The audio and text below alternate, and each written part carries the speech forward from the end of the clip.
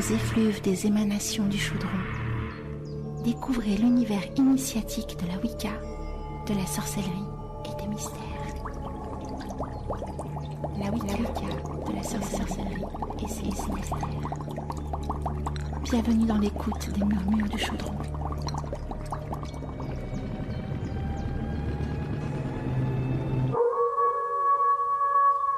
Witches Radio réveillera la sorcière qui est en toi. Witches Radio.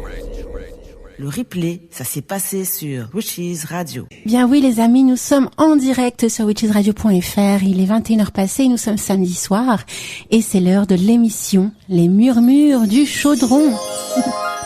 Alors ce soir, émission spéciale autour de la méditation et ses mystères. Et je ne suis pas toute seule et non, ce soir je suis en compagnie d'Alexandra Gallo. Coucou Alexandra. Coucou à tous, bonsoir Alina. Ça va bien Alexandra ? Ça va super bien, trop contente d'être là parmi vous. Alors tu es prête hein ? Attention, ce soir ça va dégobiller du bouillon hein, comme on dit hein. Je suis prête, envoyez vos questions. Je suis au taquet sur mon clavier. Il y a aucun souci. Avant qu'on commence l'émission, déjà, on fait plein de gros bisous à tous les auditeurs qui sont sur le chat et qui écoutent également la radio. Je sais qu'il y a parmi nous, Amulus qui est là. Il y a aussi Cadarne, il y a aussi Doux, il y a Casta, il y a Robert, il y a Sia, il y a Vera. On fait plein de gros bisous. On vous attend, les amis. Donc venez sur witchesradio.fr. Dans l'onglet chat, vous mettez votre petit pseudo magique qui est comme par enchantement. Oui, vous êtes connectés au chat de la radio et vous pourrez même papoter avec Alexandra pendant la pause musicale et tout, donc ça c'est merveilleux. Et donc avant qu'on commence l'émission, Alexandra, effectivement, on va faire un petit topo pas de ta carrière, hein, mais une sorte de petite présentation de qui tu es, pourquoi es-tu là avec nous ce soir. Bonne question, mystère. Hein. Non, pas tant mystère que ça, hein, puisque effectivement, sorcière dans l'âme moi-même, et c'est un petit peu comme ça qu'on s'est rencontrés au travers de mes méditations et de ma chaîne YouTube. Donc un parcours complètement atypique, mais comme j'imagine à peu près tout le monde. Et c'est vrai que je suis arrivée au côté magie, à tout ce que j'ai développé tardivement au final, puisque j'avais commencé une carrière plus scientifique. Hein. J'étais partie faire un doctorat en neurosciences que j'ai fait, que j'ai fini. Je suis partie au Canada pour le faire et c'est justement grâce au Canada que j'ai rencontré un petit peu tout ce monde-là et je me suis initiée à différentes choses au départ juste pour moi, hein, donc les petits cours de magie blanche, de Wicca, les petits cours d'herboristerie, d'Ayurveda, de Reiki. Et puis au bout d'un moment, je me suis dit en fait, j'ai plus trop envie de devenir chercheuse, mais chercheuse dans un autre domaine que le scientifique. Et donc du coup, je me suis lancée en rentrant en France. Donc je suis rentrée en France en 2014. Et depuis, j'ai lancé ma propre entreprise. Je suis la petite réveilleuse de magie désormais. Et les witches t'ont connue, et notamment Mireille, parce que c'est grâce à elle que moi je t'ai découverte sur YouTube. Au départ, c'était Home Méditation, AUM. Voilà. Et ensuite, tu as fait développer justement, le nom de ta société. Et maintenant, c'est la petite réveilleuse de magie, Alexandra Gallo, quoi. C'est merveilleux. C'est ça, exactement. Alors, les witches te connaissent très certainement, surtout s'ils suivent les Murmures du Chaudron depuis plusieurs saisons maintenant. Et c'est vrai que tu as été vraiment merveilleuse parce que tu m'as autorisé à utiliser tes méditations que l'on retrouve également sur YouTube. Voilà, vous tapez Alexandra Gallo méditation, vous allez trouver plein de choses sur YouTube notamment. On donnera également le site de ta radio, de ton site officiel tout à l'heure, le lien. Mais avant tout, effectivement, nous, ce qui nous importe, c'est un petit peu parce que tu es quand même, une pro maintenant dans le domaine de la méditation. On a pu le voir lors des saisons précédentes quand on a découvert plusieurs méditations de ta création et on avait vraiment envie, de t'inviter ce soir dans les murmures, justement pour échanger sur le sujet. Est-ce que, avant qu'on commence réellement à s'attaquer au pur et dur, est-ce que tu as, un petit souhait à nous transmettre? Je sais que tu avais envie, je t'avais proposé plusieurs chansons, plusieurs musiques que tu avais envie de passer, donc la soirée va être rythmée un petit peu comme ça. Et si jamais les auditeurs aussi veulent t'envoyer un message, ils peuvent le faire par le biais, bien évidemment du chat, mais aussi par mail. Donc n'hésitez pas les amis à envoyer un mail à contact@witchesradio.fr si vous avez des questions autour de la méditation à poser à Alexandra ou même autour de ton parcours notamment. Oui, tout à fait. Voilà. Donc, écoute, on va commencer alors, Alexandra. Avec plaisir. Eh bien, c'est parti. Alors, déjà, est-ce que tu peux nous dire un peu à quoi ça sert une méditation? Alors la méditation, ça va servir à pas mal de choses, mais la chose en premier lieu, en fait, c'est surtout, si on revient vraiment sur le terme de la méditation, c'est méditare, en fait, en latin, veut dire s'observer, contempler. Et la méditation, à la base, même si maintenant on en a fait beaucoup de choses, mais aux origines, c'était vraiment cette idée de s'observer soi dans le monde, d'observer le monde, et justement d'être dans cette écoute pour recevoir des réponses sur des questionnements qu'on peut avoir à un niveau individuel comme à un niveau plus métaphysique par rapport à comment fonctionne le monde. C'est vraiment cette observation-là qui nous permet d'être dans une écoute qui va justement nous apporter une autre vision des choses, élargir un petit peu justement nos ressentis. Et justement, quand on parle de ces ressentis-là, ils vont être multiples et pas seulement justement visuels ou autres. Donc c'est quelque chose qui va vraiment être pour moi en tout cas au quotidien maintenant, c'est un outil de prédilection pour pouvoir et me reposer, me détendre, mais surtout aussi, et généralement c'est le cas pour moi, c'est des méditations toujours qui ont un but pour pouvoir avoir des réponses. Donc ça c'est vraiment ce que je trouve merveilleux dans la méditation. Alors, et moi j'ai une question quand même à te poser un petit peu particulière qui est très personnelle. Tu te souviens de ta première expérience autour de la méditation? Ma toute première avait été compliquée. ça remonte bien, hein, mais je participais à un atelier de magie dans une boutique merveilleuse à Montréal qui s'appelle Charme et Sortilège. Donc vraiment la boutique witchy, mais c'est incroyable. C'est Harry Potter en vrai. Je confirme, je la connais. Oui.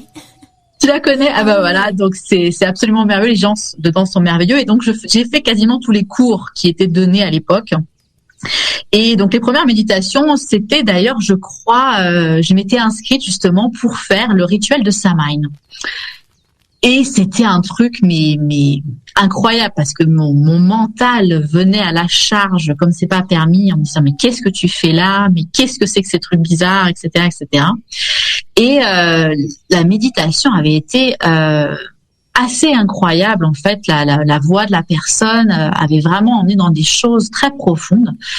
Et c'est vrai que j'avais eu, je me rappelle, beaucoup de mal parce que je luttais avec mon mental. Donc, c'est les premiers pas de la méditation, c'est ça, on lutte avec son mental. Ah, Alexandra? Oui. Ah, donc tu continuais. D'accord, autant pour moi. Je t'entendais plus, je me suis dit tiens. Non, c'était juste pour finir sur ça. C'était une expérience qui m'avait justement perturbée par rapport au fait que mon mental vraiment m'agaçait, pour pas dire autre chose. Et c'est vrai que ça m'avait à la fois ouvert des tas de portes et en même temps des milliards de questions avec, quoi. D'accord. Et donc effectivement, c'est assez hallucinant parce que je savais pas que tu avais eu une expérience avec Charme et Sortilège, et c'est vrai que maintenant que tu me dis que tu étais au Canada, c'est pas surprenant en fin de compte que tu aies fait un tour là-bas. Et moi aussi j'ai eu aussi une énorme expérience avec le Charme et Sortilège, justement pour ma Mabon 2018.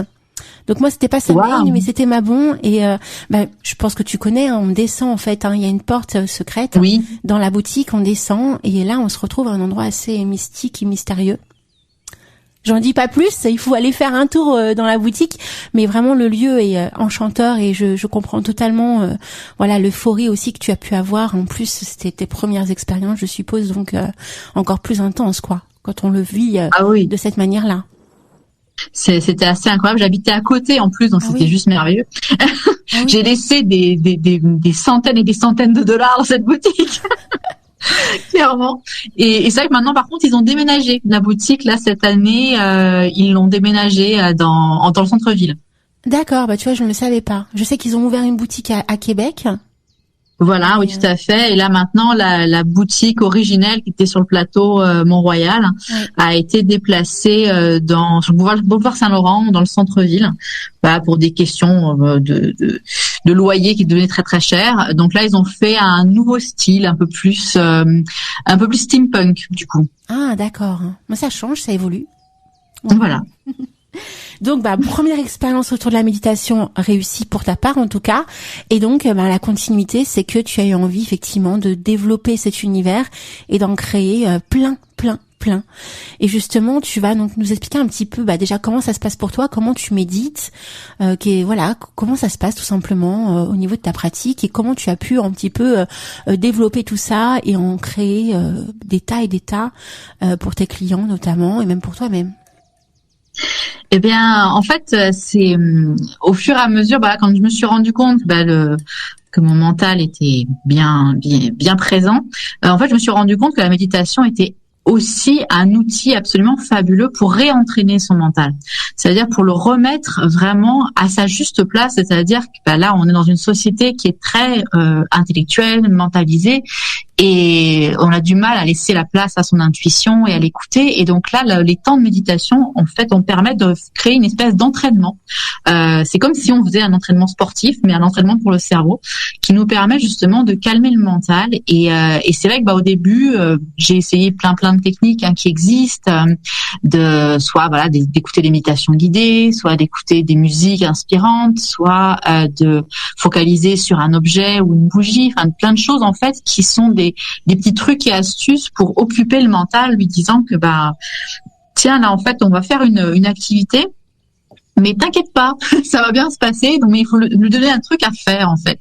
Donc souvent on parle de la respiration aussi, de focaliser sur sa respiration, parce que le mental, on lui dit tiens, tu as un boulot ultra important, ça va être d'observer quand j'inspire et quand j'expire. Et bizarrement, le mental adore les choses très très routinières comme ça, donc il nous laisse tranquille dans ces moments-là, et on a ces petits billets d'intuition qui se mettent quand il est un petit peu plus calme et qui laisse un peu plus d'espace. Et c'est là après que entre guillemets la magie opère vraiment, parce qu'on perçoit des choses que tiens, et pourquoi c'est ça qui me vient en tête, pourquoi je ressens ça.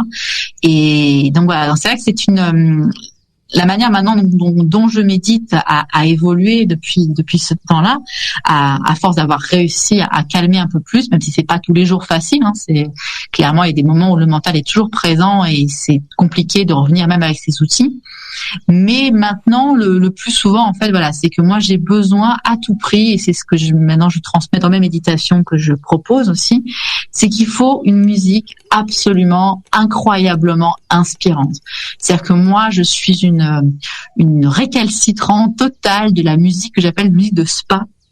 C'est-à-dire les musiques de méditation avec des cascades, des oiseaux, tout ça.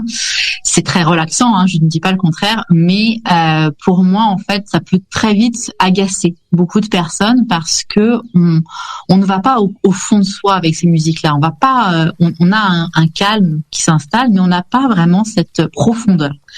Et donc j'ai trouvé, en fait, étant passionnée d'heroic fantasy, etc., j'ai trouvé à quel point dans les films ou dans les séries, on voit que c'est la musique qui va créer une émotion particulière, qui va nous faire plonger dans un sentiment d'empathie avec la situation, avec la personne.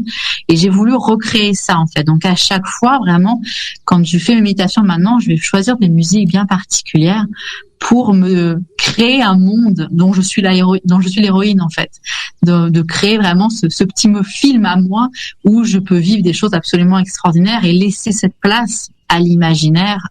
Et donc en fait, c'est ça qu'on réapprend au bout d'un moment, c'est que la méditation, peu importe le choix qu'on va faire de méditation, bien sûr il y a des choses qui sont plus complexes, des méditations transcendantales et autres, mais je pense qu'à la base, la méditation, c'est déjà de redonner cette place à l'imaginaire. Donc l'imaginaire, si on le lit de manière différente, c'est l'âme qui agit dans l'air, c'est la magie qui est dans l'air. Donc c'est tout cet espace, en fait, plus intuitif qui va pouvoir s'exprimer. Et pour le faire, moi, ma meilleure méthode, c'était ça, c'était de me créer cet monde imaginaire, de connecter à ce monde imaginaire grâce à des musiques qui me font rappeler certains films ou autres, qui me font rêver en fait. Alors c'est énorme, Alexandra, là, ce que tu dis là ce soir, parce que tu donnes une clé, l'une des clés essentielles à mon sens pour concernant la méditation et comment s'y connecter et comment s'en servir. Eh bien, effectivement, la musique fait partie, à mon sens, de la base. Sans musique, pas d'univers, pas d'imaginaire, ou alors, franchement, chapeau, les amis, si vous y arrivez sans musique. Mais il y a aussi un guide aussi. Par moment, le guide est intéressant et important, surtout quand on débute. C'est là où toi tu prends de la place et tout son sens, parce que tu vas nous orienter vers un monde à part, et même souvent un monde dans lequel on se retrouve nous-mêmes. Notre propre monde, notre propre royaume. Donc tout à l'heure, tu disais que tu étais l'héroïne de ton propre monde, mais en fait, à travers tes méditations, on est aussi nos propres héros de notre propre royaume. Et c'est ça que j'ai trouvé bluffant en écoutant tes méditations. Est-ce que c'était conscient, inconscient, voulu ? En fait, ça c'est devenu comme ça. C'est-à-dire que comme la manière dont je fais mes méditations quand vous les écoutez sur YouTube ou autre, c'est pas une méditation que j'ai écrite et que j'enregistre. C'est une méditation que j'enregistre pendant que je la fais moi-même. Donc c'est-à-dire que quand ma voix change, mon ton de voix change, pas parce que je le choisis, mais parce que je suis dans un état un peu altéré moi-même, puisque je suis dans cet état méditatif. Alors pas aussi profond que si je suis toute seule, bien sûr, parce que là je suis en train de parler et de guider les personnes, mais en fait je décris ce que je ressens, ce que je vois, ce que j'imagine, et donc c'est vraiment, pour moi c'était tellement naturel de le faire comme ça pour moi-même, dès l'instant que j'ai commencé à créer ces méditations guidées, parce que justement j'avais des participantes d'ateliers qui me disaient mais tu devrais faire une chaîne et tout, c'est trop bien, et c'est là que je me suis lancée, et ça fait pas si longtemps que ça, j'ai dû lancer ma chaîne en 2017 ou en 2018, donc 2018 je crois, donc c'est pas si vieux que ça, mais je me suis rendu compte que après les personnes vivaient cette même impression que j'avais moi, d'aller dans ce royaume qui est le nôtre, et j'arrivais à les emmener dans le leur, même en n'étant pas à côté, même tout ça, en leur créant en fait un cadre, un imaginaire qu'ils vont suivre à leur manière, selon leur propre historique, selon leur propre problématique, de ce qu'ils sont en train de vivre au moment où ils écoutent la méditation, et c'est ça qui est super précieux pour moi, c'est de réouvrir ce monde de l'imaginaire chez les personnes pour qu'ils puissent voir tout ce trésor qu'ils ont à l'intérieur d'eux en fait. Et je trouve ça super beau, la manière dont tu l'expliques. Parce qu'en gros, en fin de compte, méditer, c'est ouvrir les portes de son propre royaume intérieur. Exactement. C'est ça. Et on ressent. Du moins pour moi, c'est comme ça que je le vois. Et on le ressent totalement, en écoutant tes méditations. Et franchement, je te le dis, moi je suis scotchée à chaque fois. De toute façon, on a déjà eu l'occasion d'en parler en off, mais c'est vrai que j'ai trouvé ça dingue. Et Mimi, qui nous a fait découvrir justement ton univers, m'a happé quoi. Ça m'a happé le cœur dès le départ. Et il y a eu plein de. En fait, il y a plein de thématiques sur ta chaîne YouTube, mais pas que. On aura l'occasion d'en parler tout au long de l'émission. Mais vraiment, les witches, si vous ne connaissez pas encore Alexandra, franchement, allez faire un tour sur sa chaîne YouTube. Vous verrez, vous serez pas surpris. Et au contraire, vous serez ravis. Dans le sens où tu vois, même en découvrant ton parcours, je me rends vraiment compte que tu fais partie du milieu witch en fait. Pardon ? Tu fais vraiment partie du milieu witchy en fait, du milieu sorcière. Ah complètement. Mais ça, complètement. Je me revendique dans ça tous les jours. Mais on le perçoit pas sur le moment vu de l'extérieur. Tu vois, on n'a pas la sensation que tu as eu ce cheminement de base. Tu vois, on se dit elle est passionnée par la méditation, elle nous propose plein de jolis thèmes, mais on n'a pas la sensation en fait que tu as eu tout un cheminement ou un parcours comme le nôtre en fait. Et c'est pour ça que ça parle à notre cœur en fin de compte. En fait, le fait que ça ne transparaisse pas autant, et là maintenant je commence à le mettre plus en avant, mais au tout départ, quand je suis rentrée en France, je me suis heurtée en fait à la différence de culture. C'est-à-dire que au Canada, il y a beaucoup de choses qui sont très librement discutées, parlées sans aucun problème. Il n'y a pas autant de côté péjoratif donné, alors que en France, ne serait-ce que le mot sorcière est à connotation péjorative pour beaucoup de gens. Il y a beaucoup de gens qui ne savent pas ce qu'est une sorcière, et il voit en fait le stéréotype de la vieille femme au nez crochu dans une cabane au fond des bois, alors que ça n'a rien à voir avec ça, que c'est pas une mauvaise personne. Il y a des magies blanches, il y a des magies noires, il y a tout type de magie. C'est pas encore une fois le domaine qu'on choisit qui fait de nous une mauvaise personne, c'est simplement les intentions qui sont derrière. Donc on peut faire n'importe quel métier et on peut être une mauvaise personne. Et c'est vrai que du coup en arrivant en France, donc là, il y a 8 ans maintenant, j'ai été un peu plus en retenue en fait de partager ça, parce que j'avais pas l'impression d'avoir l'auditoire en face, et au fur et à mesure que j'en parlais autour de moi avec les personnes qui me côtoyaient dans ma clientèle, je me rendais compte que elles-mêmes n'osaient pas en parler mais adoraient ça. Donc au fur et à mesure ça a pris de plus en plus d'ampleur, et d'où maintenant le fait d'avoir renommé mon entreprise avec le terme réveilleuse de magie, qui du coup me positionne un petit peu plus ce côté witchy. D'accord, je comprends un petit peu mieux. Ouais. Ok. Ce qui est légitime aussi, parce que en fait, quand tu regardes un petit peu, donc t'es arrivé en 2018, c'est ça? En 2014, je suis revenue. Ouais. Alors, en fait, c'était vraiment des années avant 2018, c'était pas trop développé, notamment sur Internet. Ça commençait, tu vois, à se développer, mais depuis 2019, ça se développe, mais puissance 1 million. Le côté witch, c'est un truc de fou. Et en fait, je pense que t'es arrivé au bon moment, en fait, de proposer ce genre de méditation, parce que je connais très peu, en fin de compte, même je crois même pas du tout, de personnes qui font ce que tu fais dans le milieu. Alors j'avoue que pareil, j'en ai pas rencontré encore, notamment en plus, parce que moi je me revendique beaucoup par rapport aux traditions celtiques. Oui. Donc Avalon, etc. Donc c'est vrai que pareil, en France, il y a énormément de courants chamaniques, par exemple amérindiens, des courants justement plus bouddhistes, etc.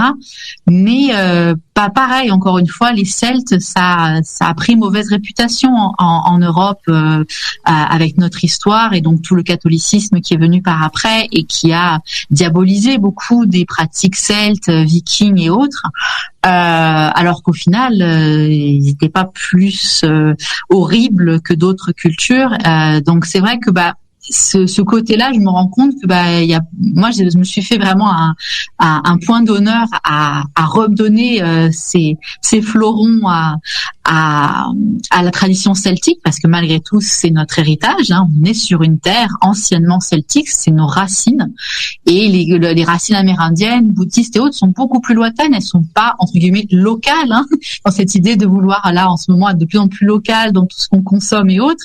La spiritualité c'est pareil. Donc là, on est dans une spiritualité qui sont exportées, importées, et pour autant, on a une tradition spirituelle païenne extrêmement importante en Europe. Ah, totalement. Et puis pendant que je t'écoute, en même temps, je lis le message de Robert sur le chat. D'ailleurs, je remercie Robert au passage. Il y a Mimi qui vient d'arriver, on lui fait plein de gros bisous. Alors Robert dit quelque chose d'assez pertinent. Je sais pas si tu le vois, Alexandra, sur le chat. Oui, tout à fait. Voilà. Et il nous dit évidemment, on peut pratiquer la méditation pour des raisons de bien-être. Alors nous, on est dans une web radio Witch, donc c'est vrai que bien-être, mais aussi pour nous la méditation sert aussi avant tout à se sentir bien, on est d'accord, mais à partir dans cet autre monde, à ressentir la magie qui sommeille en nous. Donc il n'y a pas que des raisons de bien-être, on est bien d'accord. En fait, ça sert aussi à développer nos capacités, nos perceptions, nos vies antérieures. Ça sert à tellement de choses. D'ailleurs, ce serait merveilleux si ce soir on avait un petit laps de temps pour parler de tout ça. Et comme dit Robert, il ne faut pas oublier que la méditation fait partie intégrante de nombreuses religions, notamment orientales. Oui, c'est vrai. Elle fait également partie de ma pratique néo-platonicienne, très cher Robert, qui, elle, n'est pas une pratique orientale. Oui, c'est tout le contraire, va-t-on dire. Mais c'est vrai que voilà, en fait, la méditation est présente depuis de très nombreux siècles et dans de très nombreuses religions. Mais pas que aussi, parce que même on va dire l'état d'esprit même, l'être humain est spirituel et donc il a toujours plus ou moins médité, même sans le savoir. Et moi, si je reprends un petit peu mon expérience personnelle, je faisais des méditations même sans savoir que je faisais des méditations, tu vois. Peut-être que tu as vécu la même chose étant enfant, mais on nomme pas en fin de compte le mot méditation de façon concrète et réelle, mais on vit des expériences, voilà, entre rêve et éveil, et c'est ce qui nous pousse et ce qui nous emmène justement à découvrir ce mystère de la méditation, entre autres, une fois adulte. C'est ça, mais effectivement, c'est important de le rappeler que c'est la méditation, peu importe le choix spirituel, la religion ou autre, c'est une base dans toutes les cultures et dans tous les courants spirituels. Donc, c'est ça qui en fait quelque chose qui doit être vraiment mis en avant, et pas bien évidemment voilà que pour des causes de bien-être, mais parce que c'est malgré tout un outil d'apprentissage qui est donné à toutes les différentes cultures, parce que c'est dans toutes les différentes courants de philosophie ou courants spirituels, c'est cette idée de revenir à cette compréhension de soi, cette compréhension du monde et sa place dans le monde. Donc au final, c'est pas étonnant de la retrouver partout, et ce qui veut dire bien que chacun peut développer son, comme tu disais, parfois on se rend même pas compte qu'on médite, justement parce que c'est tellement naturel en fait. C'est quelque chose qu'on est venu avec, et c'est bien de pouvoir le pratiquer sans forcément de dogme associé à. Elle a totalement raison. Alors tu vois, là, on vient de passer une sorte d'introduction qui reprend un petit peu ton parcours, la vision que tu as de la méditation. On va faire une petite pause musicale parce que tu as choisi plein de morceaux très sympas, et dont l'un des morceaux, c'est Lorena McKennitt. Alors celle-ci, cette artiste est merveilleuse, on l'adore sur Witches, et donc tu as choisi The Mystic Dream, et on va écouter cette merveilleuse musique, on va se laisser emporter, et ensuite on va commencer la première partie de cette émission. On va commencer par la pratique, c'est-à-dire un petit peu qu'est-ce qui se passe, est-ce qu'on pratique avec ou sans musique, avec ou sans éléments complémentaires pour méditer, à quoi ça va nous servir dans notre quotidien, est-ce qu'on doit créer un sorte de rituel constant autour de la méditation. Voilà, tout ça, on va en parler après la petite pause musicale. Ça te va, ma très chère Alexandra? Avec plaisir. C'est, comme je dis, c'est mon morceau favori, puisque en tant que Witches et grande fan de Marion Zimmer Bradley, donc on ne peut pas faire Avalon sans Marion Zimmer Bradley. Il faut savoir que c'est la musique qui est dans le téléfilm des Brumes d'Avalon, et qui est le téléfilm que j'ai dû le voir le plus depuis mon enfance. Donc, je suis bercée par cette musique depuis mon enfance. Je te comprends, moi aussi, je suis une grande fan. On t'embrasse bien fort. À tout à l'heure, ma très chère Alexandra. Tout à l'heure, tout à l'heure. Et n'hésitez pas à venir nous faire des coucous sur le chat et à poser vos questions à Alexandra. À tout de suite après, The Mystic Dream. Le replay, ça s'est passé sur Witches Radio. Witches Radio. Les sorcières dansent sur le son de Witches Radio. Comment trouver la radio qu'il me faut?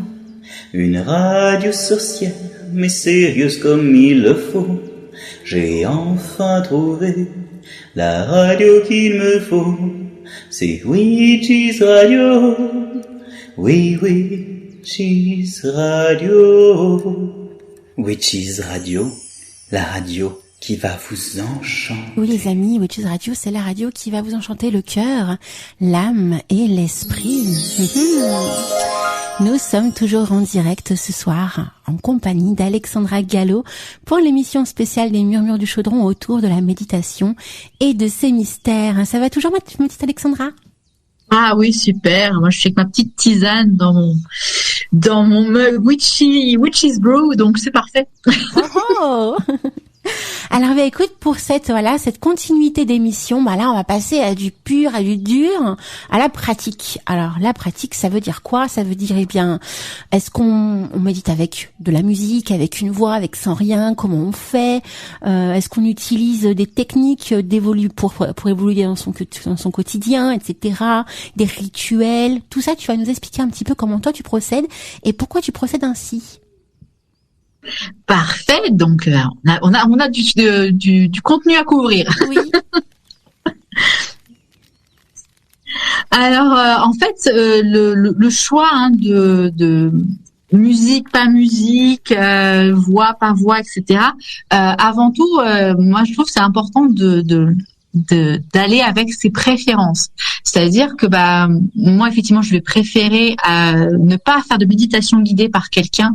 J'ai toujours eu du mal à trouver une voix qui me convenait et c'est souvent dérangeant pour moi. Mais par contre voilà, je ne peux pas méditer sans contenu musical.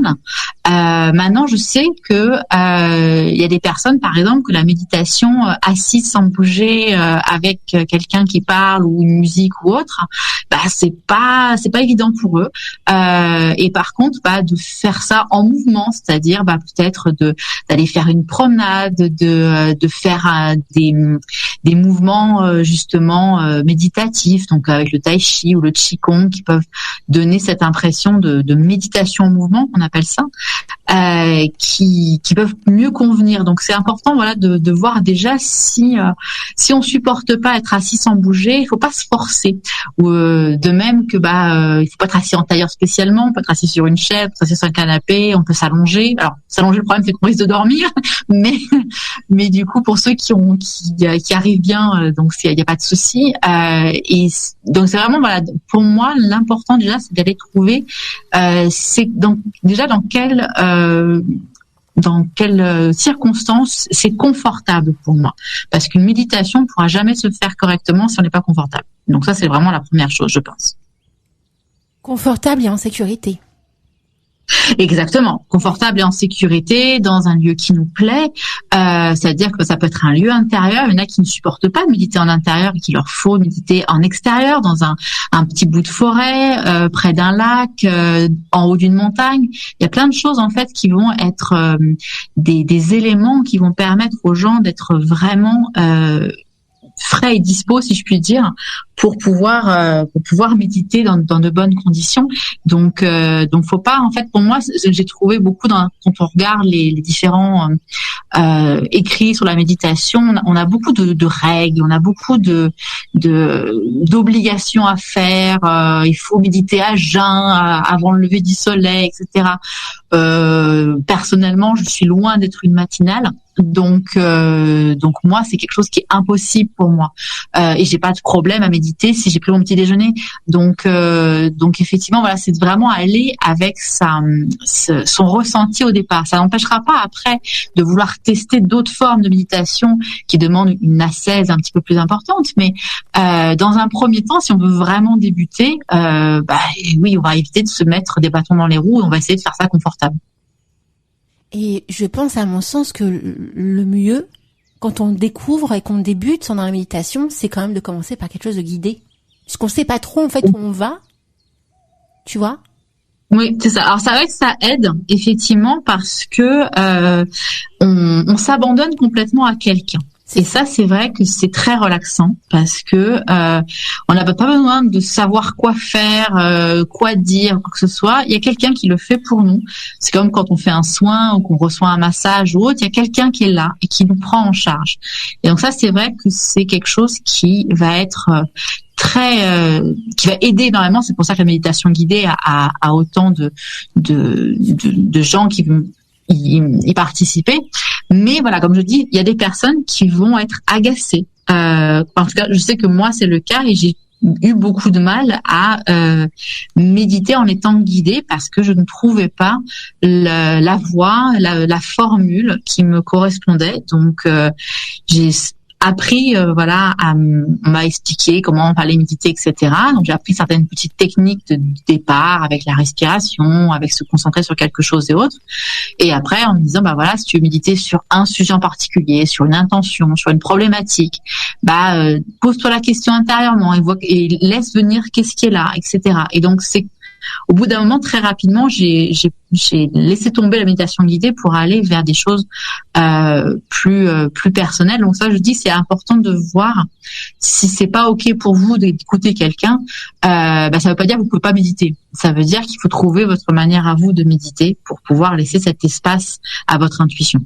Est-ce que tu penses que la rêverie est une forme de méditation? Par exemple, t'es contre ta fenêtre, tu regardes le ciel, tu regardes les nuages bouger et t'es là, t'es dans tes rêveries. Est-ce que tu penses que pour toi, ça peut être perçu comme une forme de méditation? Ou peut-être de bien-être, de repos? Non, c'est une forme de méditation. C'est ce qu'on appelle la méditation par la contemplation.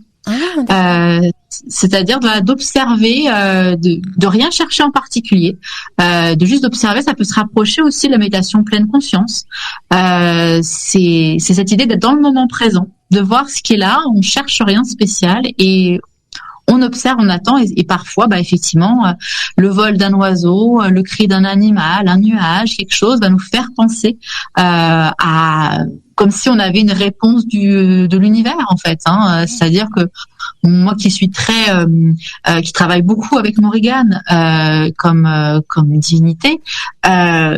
Il est clair que le nombre de fois où j'ai un questionnement, etc., et que d'un coup j'entends le corbeau croasser, oui, pour moi ça va être dans ce moment-là un signe, même s'il y a des corbeaux qui croasent d'habitude, mais ça va être un signe à ce moment-là parce que je me suis mis à cette écoute, et donc là, un moment de doute ou un questionnement ou quoi que ce soit, et là d'un coup, hop, j'entends le cri ou je vois le vol d'un corbeau.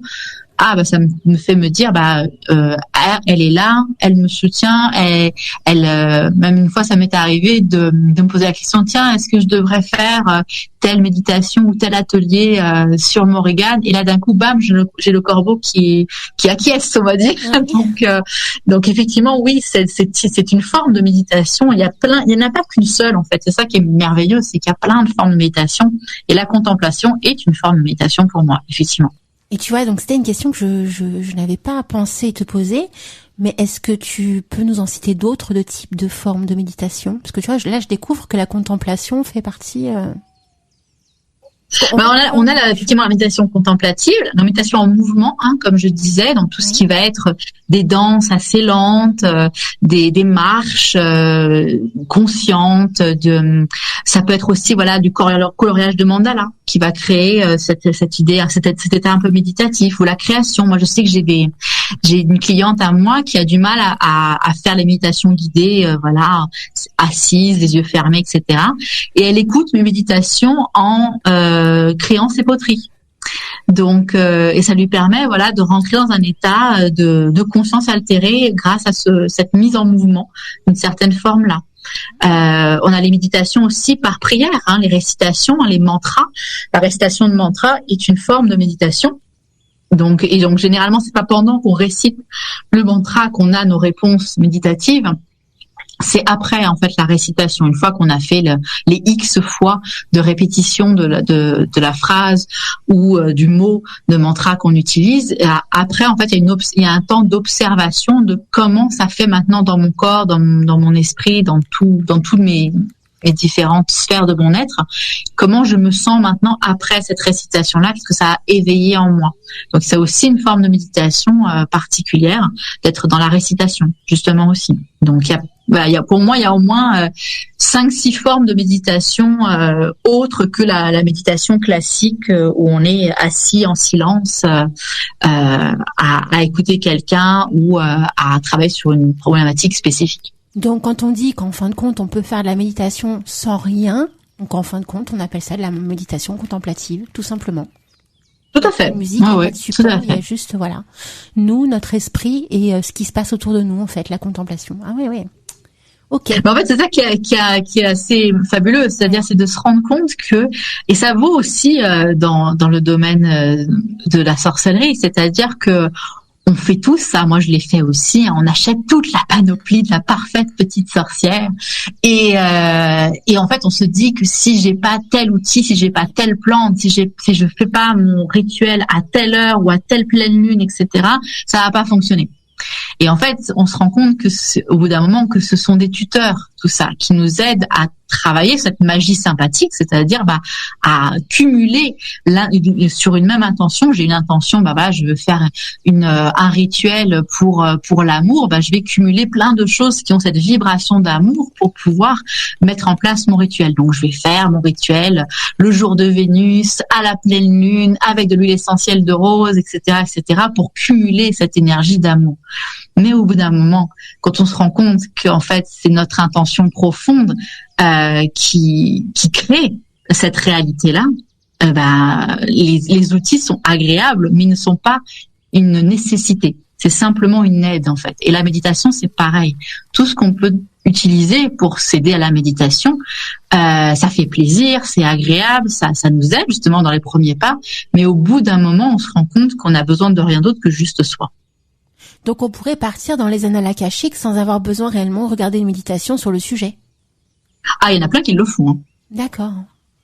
Effectivement, il y a des gens qui ont cette connexion-là, hein, déjà d'une manière très très spontanée, naturelle. Alors moi personnellement, je ne l'ai pas, hein, donc je peux pas vraiment parler par rapport à ça, mais je connais des personnes qui ont cette connexion-là spontanée avec les annales akashiques et qui vont ils s'assoient 2 minutes d'un claquement de doigts et bouf, et voilà. Donc ils n'ont pas besoin d'avoir telle musique, tel gong, telle potion magique, tel encens ou quoi que ce soit pour le faire, parce que à force ils sont habitués à y aller. Et en fait, je pense que c'est un petit peu comme pour tout dans notre quotidien. Il y a des tas de choses qu'on va faire au départ en s'aidant de quelque chose. Je pense par rapport aux instruments de musique, hein, par exemple. Moi, je sais que j'ai fait du violon pendant de nombreuses années, et quand on apprend le violon au départ, vu qu'il n'y a pas de fret sur un violon comme sur une guitare, on met des petits autocollants pour que l'enfant sache où mettre ses doigts pour être dans la bonne position et pour avoir la note juste. Jusqu'au bout d'un moment où les doigts ils vont naturellement, donc on enlève le petit scotch parce que maintenant on sait exactement où poser nos doigts. Et j'ai l'impression en fait que la méditation c'est pareil, il y a une espèce de courbe d'apprentissage jusqu'au bout d'un moment où en fait on sait exactement où on veut aller et on n'a plus besoin d'autant de ces petits outils et aides qu'on avait au départ, parce que maintenant on sait comment ça fait, on sait comment ça se passe. Moi je sais que je vais travailler avec les énergies d'Avalon beaucoup plus spontanément maintenant que quand j'avais commencé au départ. Alors j'ai une question à te poser, justement autour du thème de la pratique. Comment on peut savoir, par exemple, moi je fais beaucoup de méditation autour des vies antérieures. Comment on peut s'assurer effectivement que ce que l'on vit en méditation est réellement réel? Alors là je parle des vies antérieures, mais ça peut être pour plein d'autres sujets, tu vois. Alors j'aurais envie de te répondre très simplement, et même, je vais faire même mieux que ça. Je vais te répondre par une citation d'Harry Potter. Ah.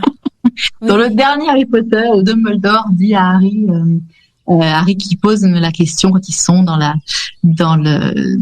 la gare de manière très éthérique là, et dit mais est-ce que tout ça se passe dans ma tête? Et Dumbledore qui répond et même si ça se passe dans ta tête, qu'est-ce qui fait que ça le rend pas réel? Oui. Et en fait, pour moi, c'est exactement ça. En fait, les gens qui donc travaillent sur une problématique ou sur les vies antérieures, etc. C'est pas le fait de se dire j'ai eu une vie antérieure en tant que chamane, en tant que haute prêtresse, en tant que prêtresse d'Isis ou Cléopâtre ou peu importe. C'est pas ça. En fait, qui est important de savoir, c'est l'enseignement qu'il y a derrière. Qu'est-ce que ça te faisait toi à cette époque-là quand tu t'es vu dans cette position de chaman ou autre?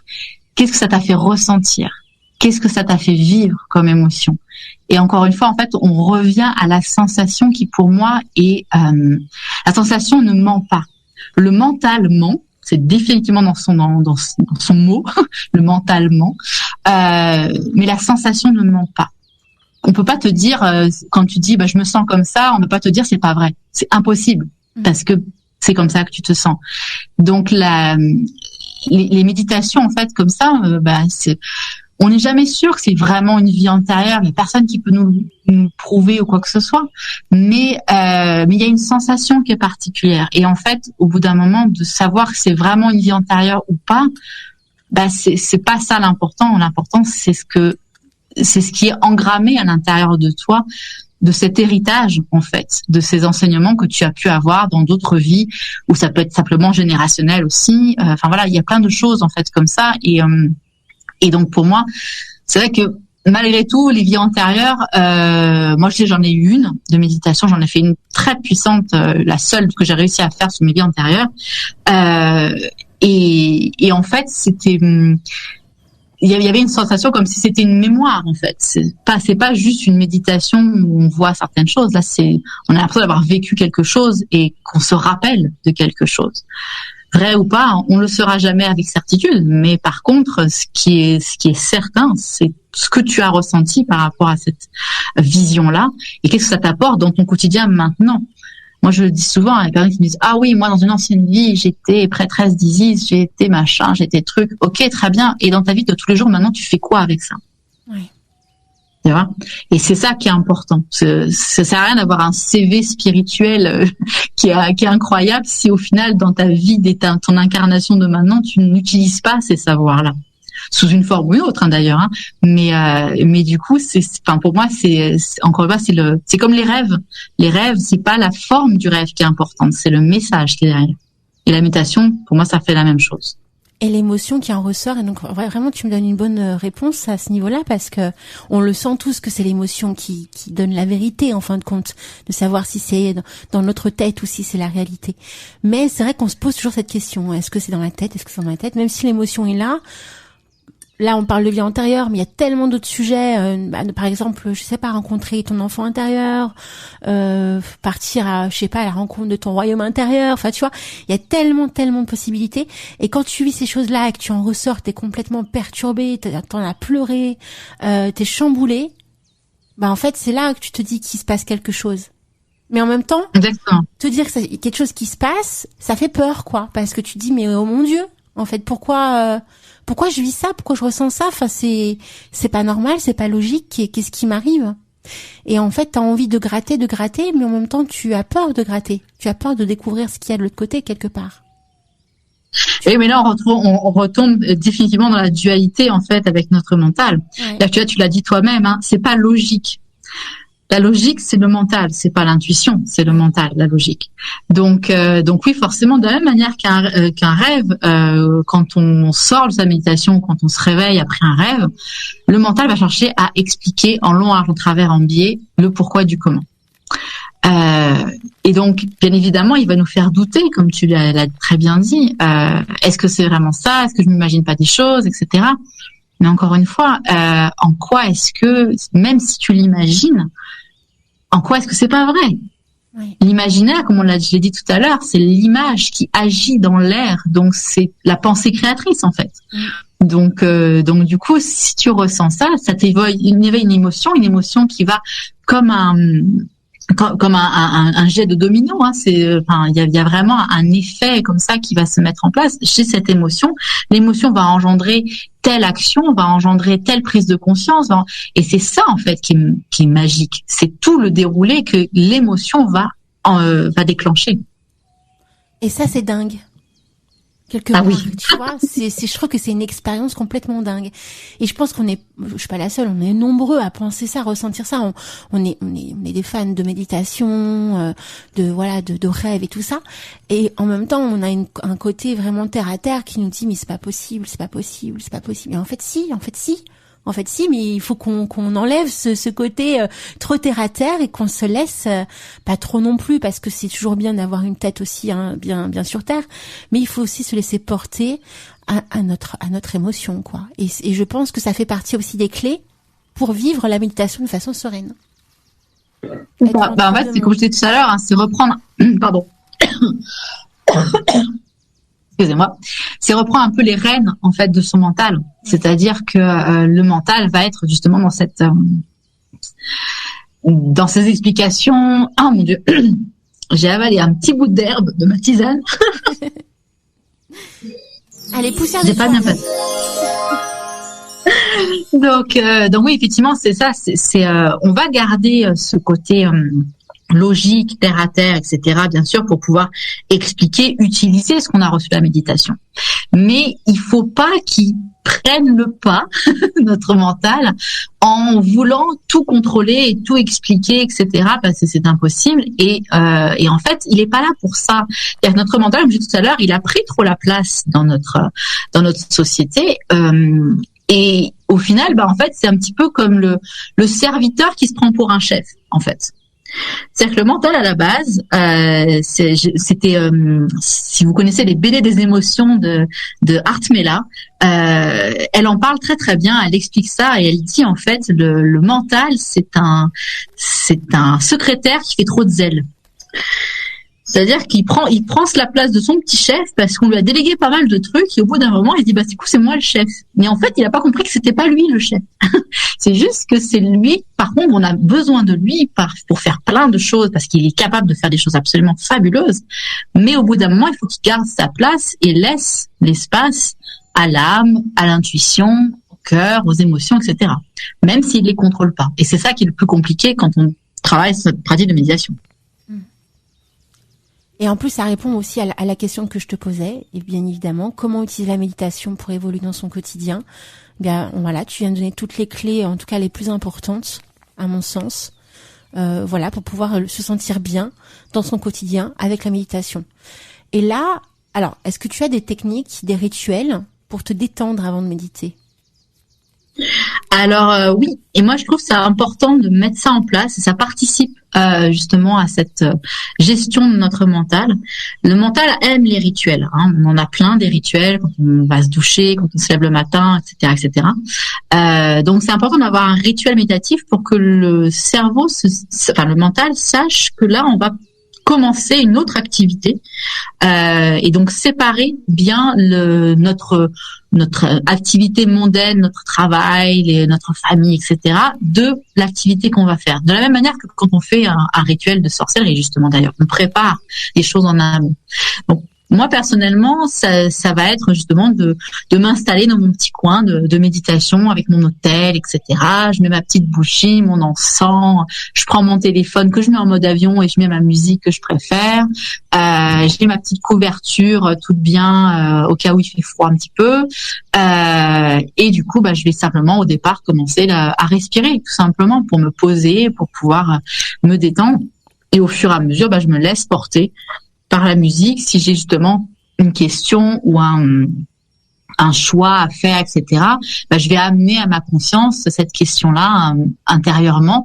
En voilà, soit ça va être, je me demande quel est le meilleur choix à faire ou quelle est mon émotion si je fais cette action-là, ou quelle est mon émotion si je fais cette action-là, ou j'ai envie d'aller visiter justement les annales akashiques, Avalon, peu importe ou de voir mon enfant intérieur, etc. Donc c'est de positionner en fait cette intention-là mentalement, de le dire à l'intérieur de soi, et après de laisser voir ce qui vient. Donc en se laissant guider soit par une méditation, si c'est une méditation guidée, soit par sa musique ou par simplement l'observation de la nature si on fait de la méditation contemplative. D'accord. Donc en fait, toi, tu utilises également la méditation comme art divinatoire. Oui, c'est un petit peu une forme d'oracle en un certain sens, oui, pour pouvoir me connecter vraiment à mon âme, en fait, simplement à mon essence qui elle, on le sait très bien, elle s'est incarnée pour vivre quelque chose de particulier. Et donc pour être vraiment en accord et en alignement avec cette vibration-là, des fois on a des choix qui sont plus logiques que d'autres. Mais est-ce que c'est vraiment le choix logique qu'il faut faire ou est-ce qu'il y a un autre choix à faire? Et c'est vrai que des fois, même pas des fois, très souvent, et c'est pour ça que j'ai beaucoup de mal parfois à méditer hors questions importantes parce que c'est vraiment devenu une question parfois très très simple. Quel est mon prochain pas sur mon cheminement et quel est qu'est-ce que je dois développer, qu'est-ce que je dois débloquer, etc. Donc ça peut être des questions très très simples et très générales, mais oui, c'est une forme, on peut rapprocher ça effectivement d'une forme d'oracle. C'est énorme ce que tu dis, parce que j'avais encore, moi personnellement, alors peut-être les witches, mais j'avais encore jamais perçu la méditation de cette manière-là, en fait. Pourtant, j'adore la divination. C'est un outil comme un autre. Ouais. Donc, effectivement, pour te questionner, comme je disais au tout début, c'est cette idée d'être à l'écoute de soi. Ouais. Donc, si tu veux être à l'écoute de toi, ça veut dire tu fais vraiment un dialogue intérieur avec ton cœur, avec ton âme, avec ton enfant intérieur, peu importe. Mais moi, véritablement, ça peut paraître un peu schizophrénique dans un certain sens, mais du moins un petit trouble de personnalité. Mais se parler à soi-même, en fait, à parler aux parts de soi, la part qui a peur, la part qui est enfantine, la part qui veut faire plein de trucs, voilà. Donc toutes ces mini-nous à l'intérieur, en fait, qui ont parfois envie de nous communiquer quelque chose. Et la méditation, comme je disais, sert à écouter toutes ces petites voix-là, et donc justement de de questionner, de voir comment le corps réagit. Alors après, comme je dis, ça va dépendre vraiment de chaque personne. Moi, étant clairsentiente, ça passe beaucoup dans mon corps.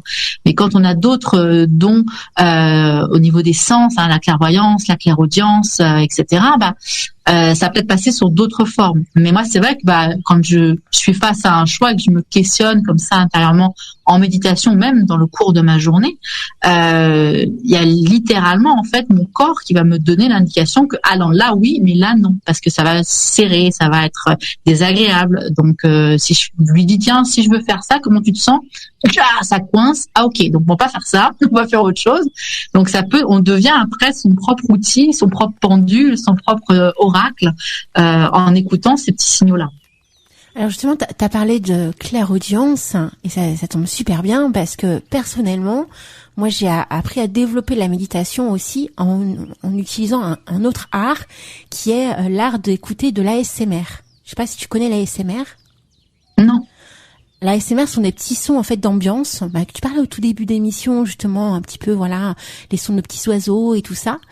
Et en écoutant ça très régulièrement le soir avant d'aller me coucher, ça peut être le bruit, le bruit du tonnerre, ça peut être des sons de livres, de pages de livres que l'on tourne, des gens qui te chuchotent des choses que tu comprends pas, tu vois. Je faisais ça pendant plusieurs semaines, tous les soirs ça m'endormait, ça m'apaisait. Et après coup, j'ai développé en fin de compte une acuité au niveau du son énorme et ça a même développé pour ma part un côté médiumnique, tu vois. Donc, je sais pas si tu connaissais ce type de développement en capacité du tout. Si, en fait, pour tous nos sens, en fait, pour pouvoir développer la partie extrasensorielle de nos 5 sens, il y a plein de petits exercices comme ça. Donc, c'est génial, en fait, que tu aies pu mettre ça en place en petite routine parce que, oui, les gens qui ont une propension à la clairaudience, il faut, en fait, qu'ils entraînent leur oui externe, interne, à ces écoutes-là. Donc généralement, on commence souvent par l'ouïe externe, donc entendre de plus en plus loin, de plus en plus précisément, de plus en plus faiblement certains sons, et au fur et à mesure, après, on va travailler sur l'ouïe interne, donc ces voix intérieures, que ce soit des voix de nous-mêmes qu'on entend, ou quand on perçoit justement les voix de nos guides ou d'autres entités en fait qui peuvent nous communiquer avec nous par cette oreille interne justement. Donc pour moi en fait oui, ces petits exercices-là, peu importe le sens, vont être importants à développer. Et ce qui est merveilleux quand justement tu fais ce genre de pratique-là, que tu la développes au fil du temps, que tu te donnes à fond, tu vis des expériences assez troublantes où tu es entre on va dire le sommeil et l'éveil, où carrément, alors moi ça m'est arrivé, je me suis carrément vue dans un autre monde, c'est-à-dire j'étais dans un train, j'ai senti le vent, le train avance à toute vitesse, je voyais vraiment le paysage, alors que j'avais la conscience que j'étais vraiment dans mon lit, tu vois. Et à l'instant où mon mari a touché ma jambe, tout s'est arrêté. Tu vois. Et je trouve ça dingue en fait de me dire que parce que tu développes des petits rituels, des petites capacités, des petites choses comme ça dans ton quotidien, tout le temps, régulièrement, tu arrives sans le vouloir ou même sans le savoir à faire des choses de dingue en fait. Avec moi, il y a souvent le mot dingue, hein, tu verras. Mais ouais, parce que je trouve ça fou en fait de se dire mais non, là j'ai pas rêvé, là c'est pas vraiment une méditation consciente ou inconsciente, il s'est passé quelque chose.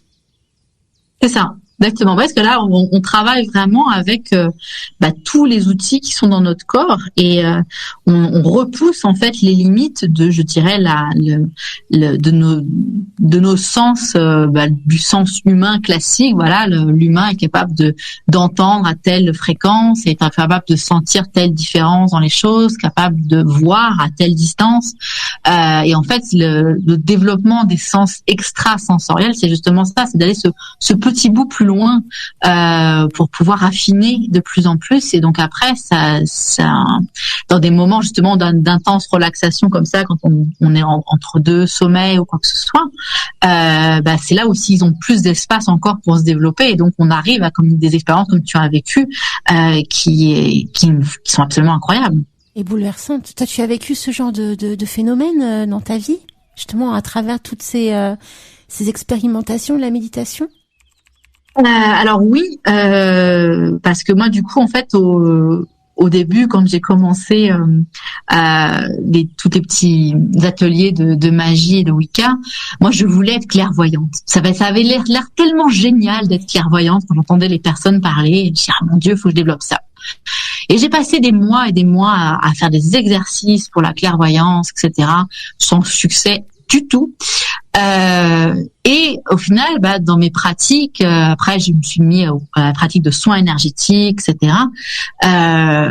Et à chaque fois, j'étais là. Dès qu'il y avait une petite sensation dans le corps, j'occultais la sensation. Je disais, ah, mais c'est bon, viens pas m'embêter. Là, je suis en train de faire un soin à la personne. Je veux voir des images, je veux ressentir des trucs, etc. Ouais. Sauf qu'au bout d'un moment, je me suis rendu compte que ma capacité à moi, c'était la clairsentience, donc de ressentir par le toucher et par le corps. Et donc en fait, au bout d'un moment, j'ai compris que les messages en fait me parvenaient de manière interne. Quand je faisais un soin ou quand je méditais ou autre, j'avais des réelles sensations. Comme si j'avais une douleur, comme si j'avais une sensation particulière ou autre, mais qui était, donc en l'occurrence dans les soins, c'était pas la mienne. Je sentais la douleur de la personne, je sens l'inconfort, etc. Mais c'est dans mon corps. Dès l'instant que je déconnecte de la personne, j'ai plus mal, je ressens plus rien. Et dans la méditation, c'est pareil, ça passe vraiment par des ressentis dans le corps. Donc, effectivement, c'est une expérience qui est assez incroyable de se dire que, en fait, là, ça communique comme ça pour moi. Et après, t'as pu justement avoir le témoignage de tes clients quand tu ressentais ces choses. Ah oui, c'était justement en bonne scientifique. Hein, ouais. J'ai testé mon hypothèse. Donc du coup, je ne disais rien et je questionnais simplement la personne. Après, je lui demandais, j'essayais que de me dise rien avant pour pas que je sache, que je sois orientée par mon mental, etc. Donc je sais, la première fois que ça m'était arrivé, c'était avec la fille de ma meilleure amie, un tout petit bébé, qui du coup vivait en Bretagne. Moi, j'étais au Canada, donc on était assez loin. Et un jour, elle m'appelle en panique. Elle me dit, écoute, fais quelque chose. Ça fait 2 heures que j'essaye de la coucher. Elle n'arrive pas à dormir. Je sais plus quoi faire. Bon, très bien. Donc, je me mets en place pour faire un soin à distance. J'en avais jamais fait de ma vie. J'avais appris, mais j'avais jamais fait.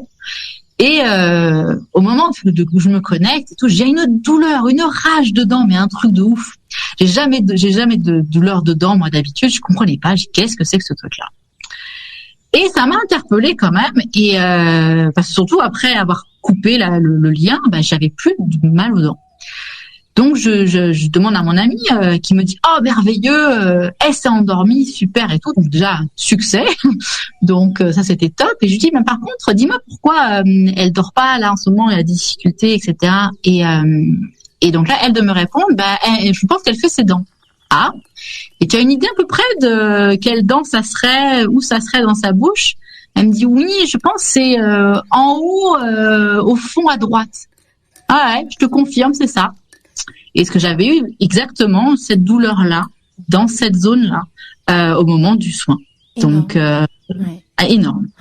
Ah ouais, donc là, c'est vraiment bouleversant, quoi, parce que tu le vis concrètement, tu le ressens, tu souffres, et tu as la réponse derrière, quoi. C'est énorme.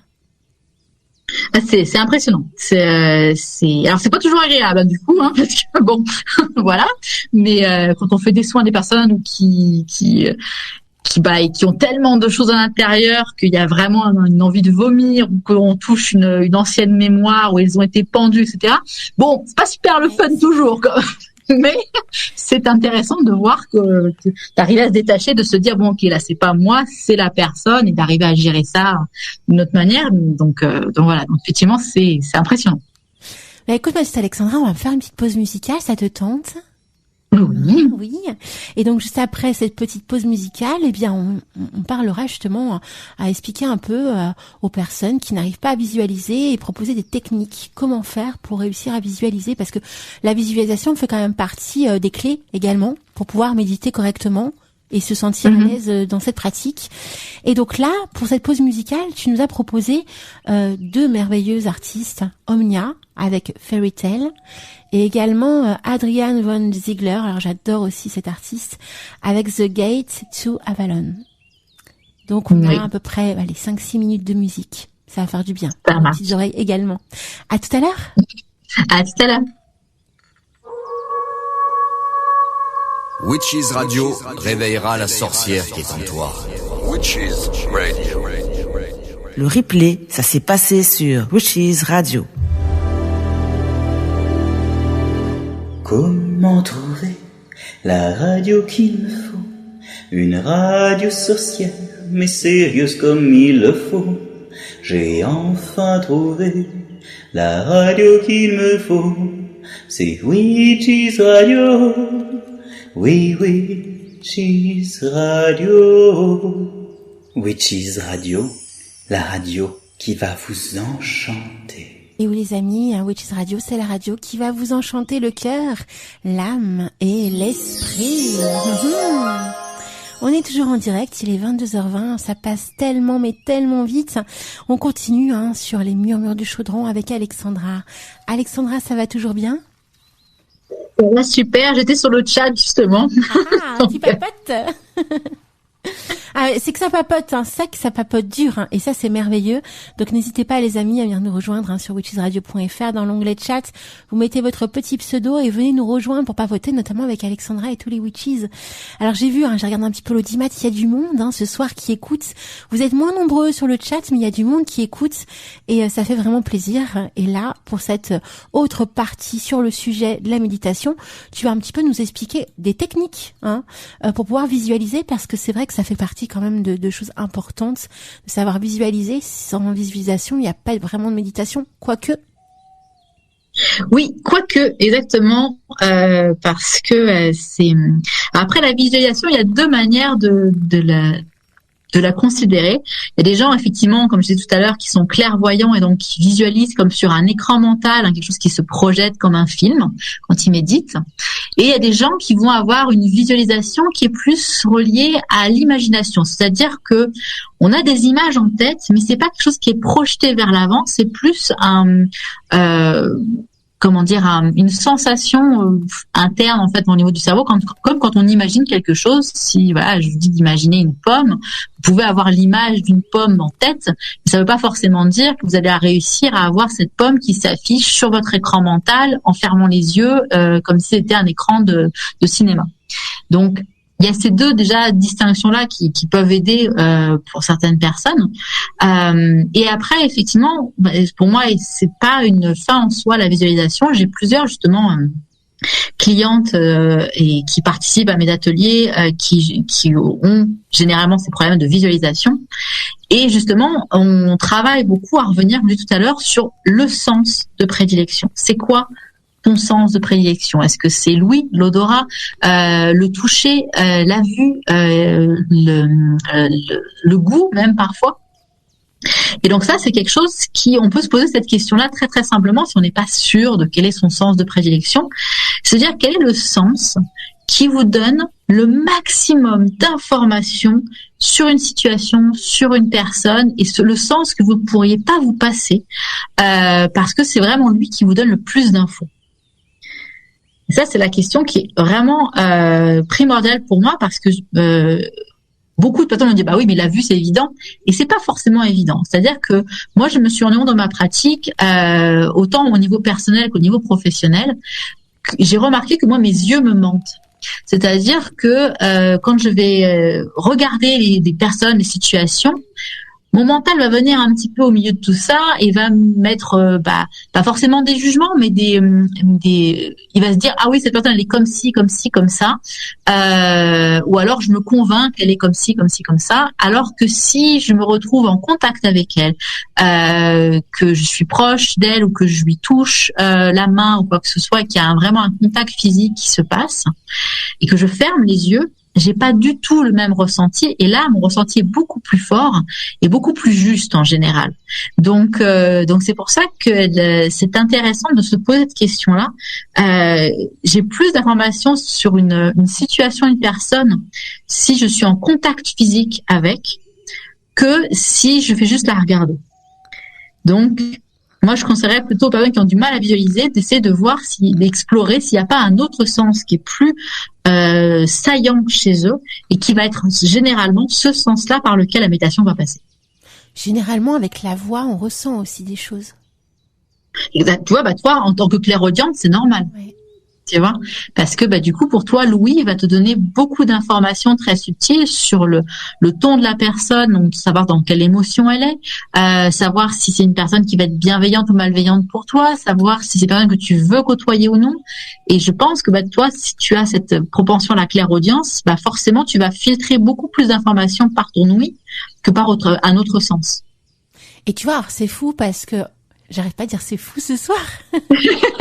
Mais c'est parce que j'apprends plein de choses en ta présence et c'est ça qui est énorme et j'espère que c'est le cas aussi pour les witches parce que vraiment la méditation c'est quand même quelque chose, c'est un art qu'on a voilà dans notre pratique qui est quand même assez régulier et en fait je n'avais pas perçu toutes ces subtilités là autour de la méditation.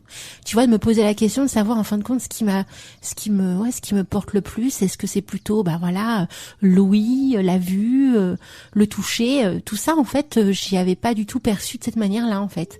On est tellement happé dans le fait il y a une lignée, tu vois, à suivre, c'est visualiser que en fin de compte on s'entraîne qu'à visualiser généralement. En fait, c'est ça qui est justement dommage. Moi, j'essaye d'induire dans les méditations que je crée, où je vais souvent en fait dire qu'est-ce que tu ressens physiquement, quelles sont les images, les sons, les mots, les couleurs. Donc, je donne plusieurs choses en fait pour que les personnes se sentent moins cloisonnées dans l'idée de visualisation.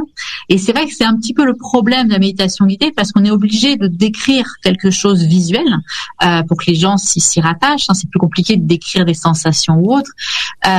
Et donc, moi, le conseil que j'aurais, c'est de se détacher du fil de l'histoire. C'est-à-dire de pas chercher à vouloir absolument voir ce que la personne est en train de décrire, mais d'être connecté simplement à vous écoutez cette personne parler, elle raconte une histoire ou autre conseil dans la méditation guidée que vous avez choisie.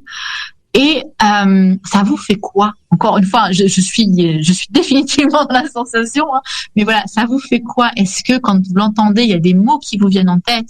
Est-ce qu'il y a des sons particuliers sur lesquels vous allez focaliser? Est-ce que ça vous transporte dans un lieu particulier? Est-ce que vous ressentez des chaleurs ou des contractions dans votre corps? Enfin voilà, ce genre d'attention, de focalisation sur pas juste l'histoire visuelle qui est décrite, mais qu'est-ce que ça a comme impact? Comment ça résonne en entendant cette personne-là? Et donc de voir du coup quel est le sens qui va vous donner une information sur la méditation qui est en train de se dérouler dans la méditation guidée. Oui.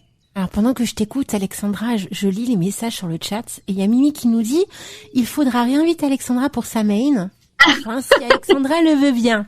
Alors moi mais Alexandra est d'accord. Ah, alors attention. Alors l'émission autour de Samhain aura lieu, les amis. Je vous dis ça de suite. Le samedi 29 octobre.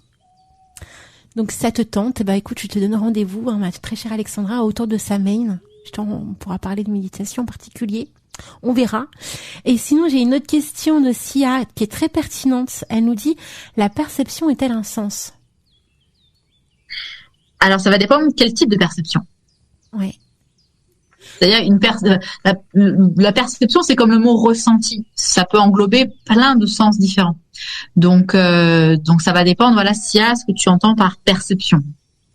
Oui. Alors, est-ce que tu penses que ce serait plutôt la perception liée au ressenti de l'âme, du cœur? Alors là, effectivement, oui, si on est sur tout ce côté empathique, c'est un sens, effectivement, parce que, comme je dis tout à l'heure, par rapport à Louis, les sens, en fait, sont à la fois internes et externes, notamment quand on travaille sur le côté extrasensoriel. Donc, Louis, on peut entendre des voix dans sa tête ou on peut entendre physiquement quelqu'un qui nous parle à côté de l'oreille. Et le toucher, c'est pareil, on peut ressentir dans ses mains une chaleur ou autre, des ressentis spécifiques physiques externes sur sa peau ou sur ses mains ou autre. Et on peut ressentir à l'intérieur de soi, donc des sensations qui vont être dans le corps directement et pas à l'extérieur du corps. Pour la vue, c'est pareil. Il y a des gens qui vont voir des choses de leurs yeux ouverts. Par exemple, je pense aux gens qui font de l'énergiologie, qui vont voir les auras et qui vont pouvoir décrire des choses par rapport à l'aura de la personne. Et des gens qui ont la visualisation interne et qui vont pouvoir percevoir ça, mais les yeux fermés. Donc il y a toujours en fait ce concept interne et externe dans les sens qu'il faut considérer. Si vous n'avez pas l'un, ça ne veut pas forcément dire que vous n'avez pas l'autre.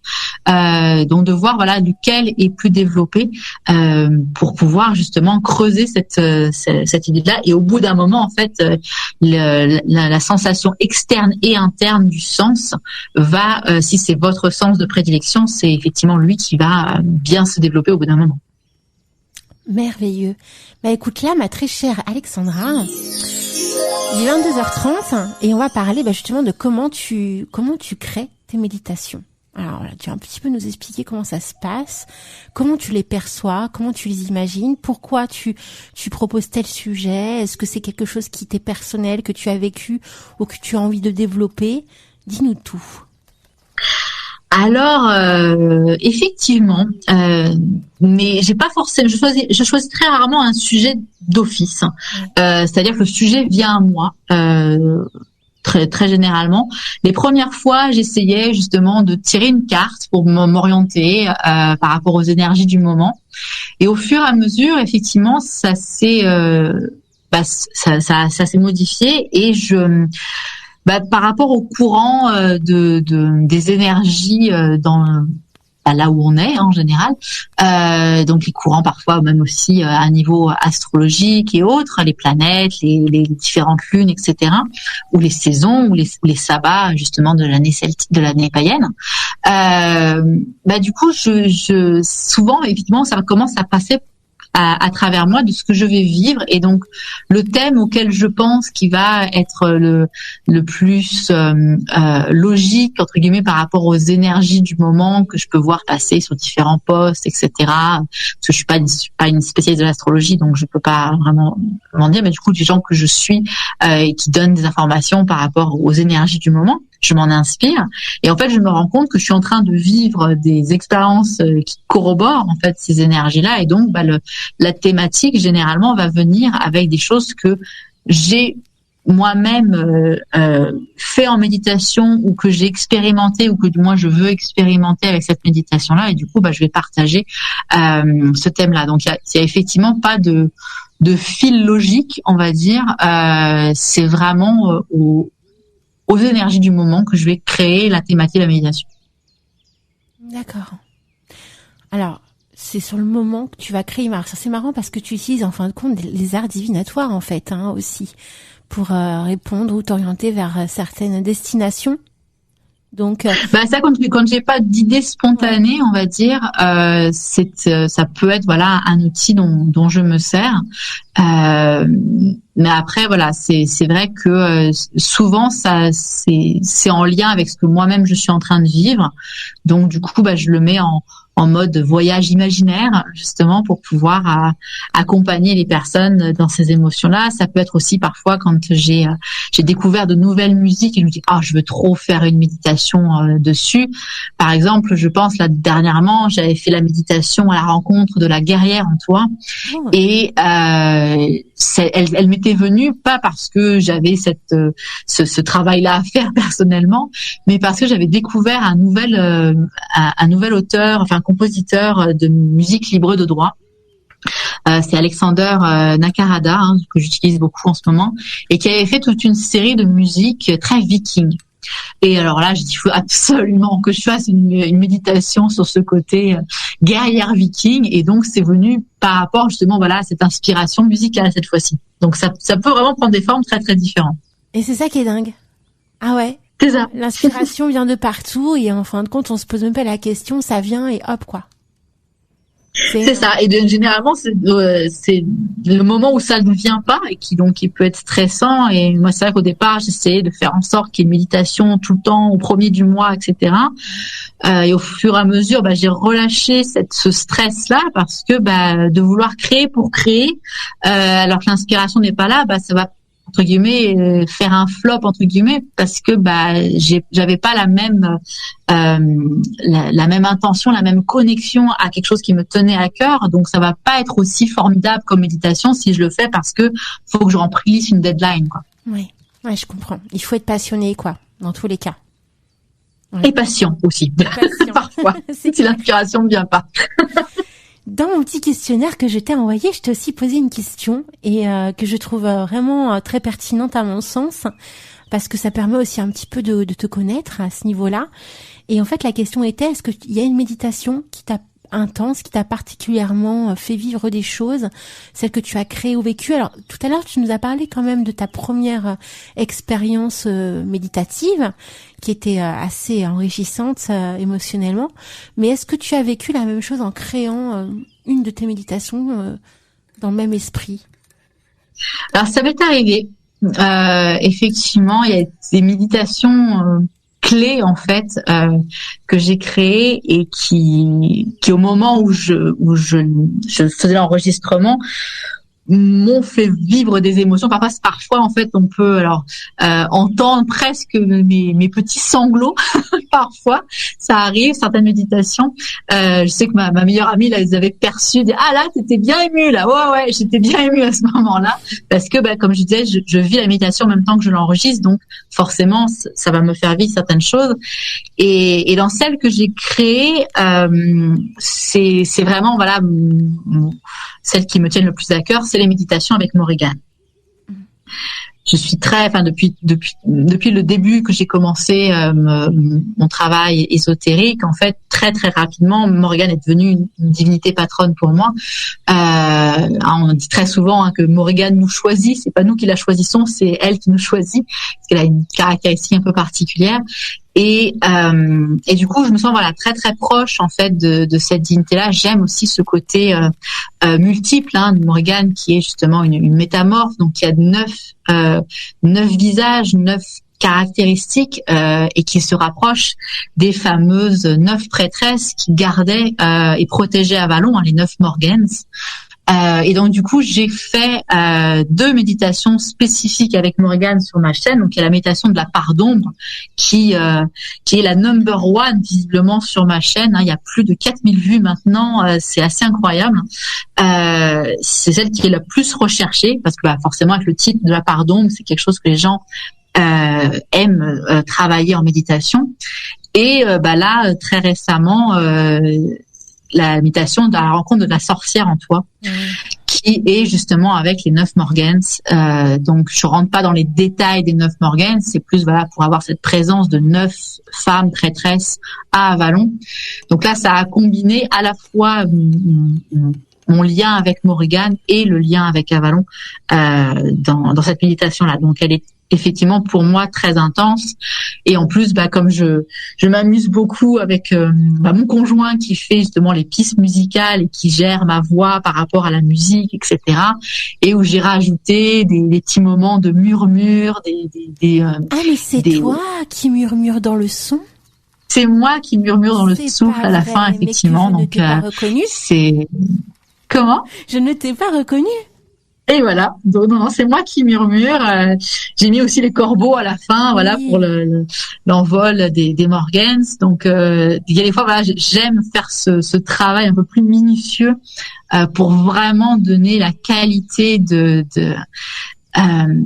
émotionnelle en fait de ce moment-là. Et donc c'était très rigolo parce que mon conjoint, qui n'est pas du tout dans la méditation, quand il a entendu et monté la piste, il me dit ça fait très Roi Lion ce que tu nous as fait à la fin là, parce que je ne m'en rappelais pas, mais visiblement c'est quelque chose que l'esprit de Mufasa dit à Simba dans le Roi Lion. Donc comme quoi, il y a des choses qui se recoupent. Disney est un magicien. Oui, c'est un oracle même. J'irais même plus loin que ça. C'est un oracle moderne, Disney. C'est clair. Donc justement, tu parlais donc de ce titre. On va le diffuser tout à l'heure. Quand on va parler justement de ton projet autour d'Avalon, parce que tu as un magnifique projet autour d'Avalon et des méditations, et j'ai vraiment hâte de le faire découvrir aux Witches. Mais avant qu'on parle de ça et qu'on fasse une petite pause musicale, notamment pour justement montrer, faire découvrir cette musique, je voulais aussi qu'on parle de ton pack de reconnexion, voilà, moi que j'ai découvert alors il y a 1 an. Et je l'ai testé réellement cet été, parce qu'étant très débordée par la vie et par le temps, je n'ai pas eu le temps, hélas, de le tester. Je l'ai testé donc pendant l'été, pendant une grande partie du mois de juillet notamment, et j'ai appris après coup, hélas, que tu ne le proposais plus sur ton site. Et quand on a échangé justement à propos de cette émission, tu m'as expliqué que tu proposerais, voilà, pour les Witches, le pack à 40 €. Donc, je tenais vraiment à te remercier une nouvelle fois, voilà, en direct devant les Witches pour ce joli cadeau, parce que sachez les Witches que ce pack, en fait, que j'ai acheté il y a 1 an maintenant, bientôt, n'existe plus sur le site de Alexandra. Donc, voilà, vous ne pouvez l'avoir que par notre biais à nous et par le lien qu'Alexandra nous transmet. Est-ce que tu peux un peu nous parler de ce pack? Comment il a été créé? Comment t'as eu l'envie de concevoir ce pack qui est quand même assez hallucinant? Alors ça a été très atypique comme création cette fois-ci, puisque je l'ai créé pendant le confinement, parce qu'à un moment donné je travaillais en fait avec les seniors, et donc on proposait justement des ateliers bien-être pour les seniors, et donc j'avais créé des méditations un peu moins justement orientées magie et etc., mais qui travaillaient quand même sur des choses bien réelles comme concept, mais des concepts de base en fait. Donc cette idée d'arriver déjà tout simplement à aller à l'intérieur de soi. Donc la première pierre, ensuite de travailler, de gérer ses émotions, d'aller voir ce qu'il y a derrière les émotions et de voir ces fameux besoins primordiaux qu'il y a derrière les émotions. Puis ensuite de ressentir cette énergie à l'intérieur de soi et de la déployer comme bouclier protecteur. Donc ça c'était vraiment comme 4 piliers de base en fait, que j'ai voulu que j'ai appelé justement les 4 R. Donc c'était voilà, se reconnecter à soi, se rassasier ses émotions, respecter ses besoins et renforcer ses limites.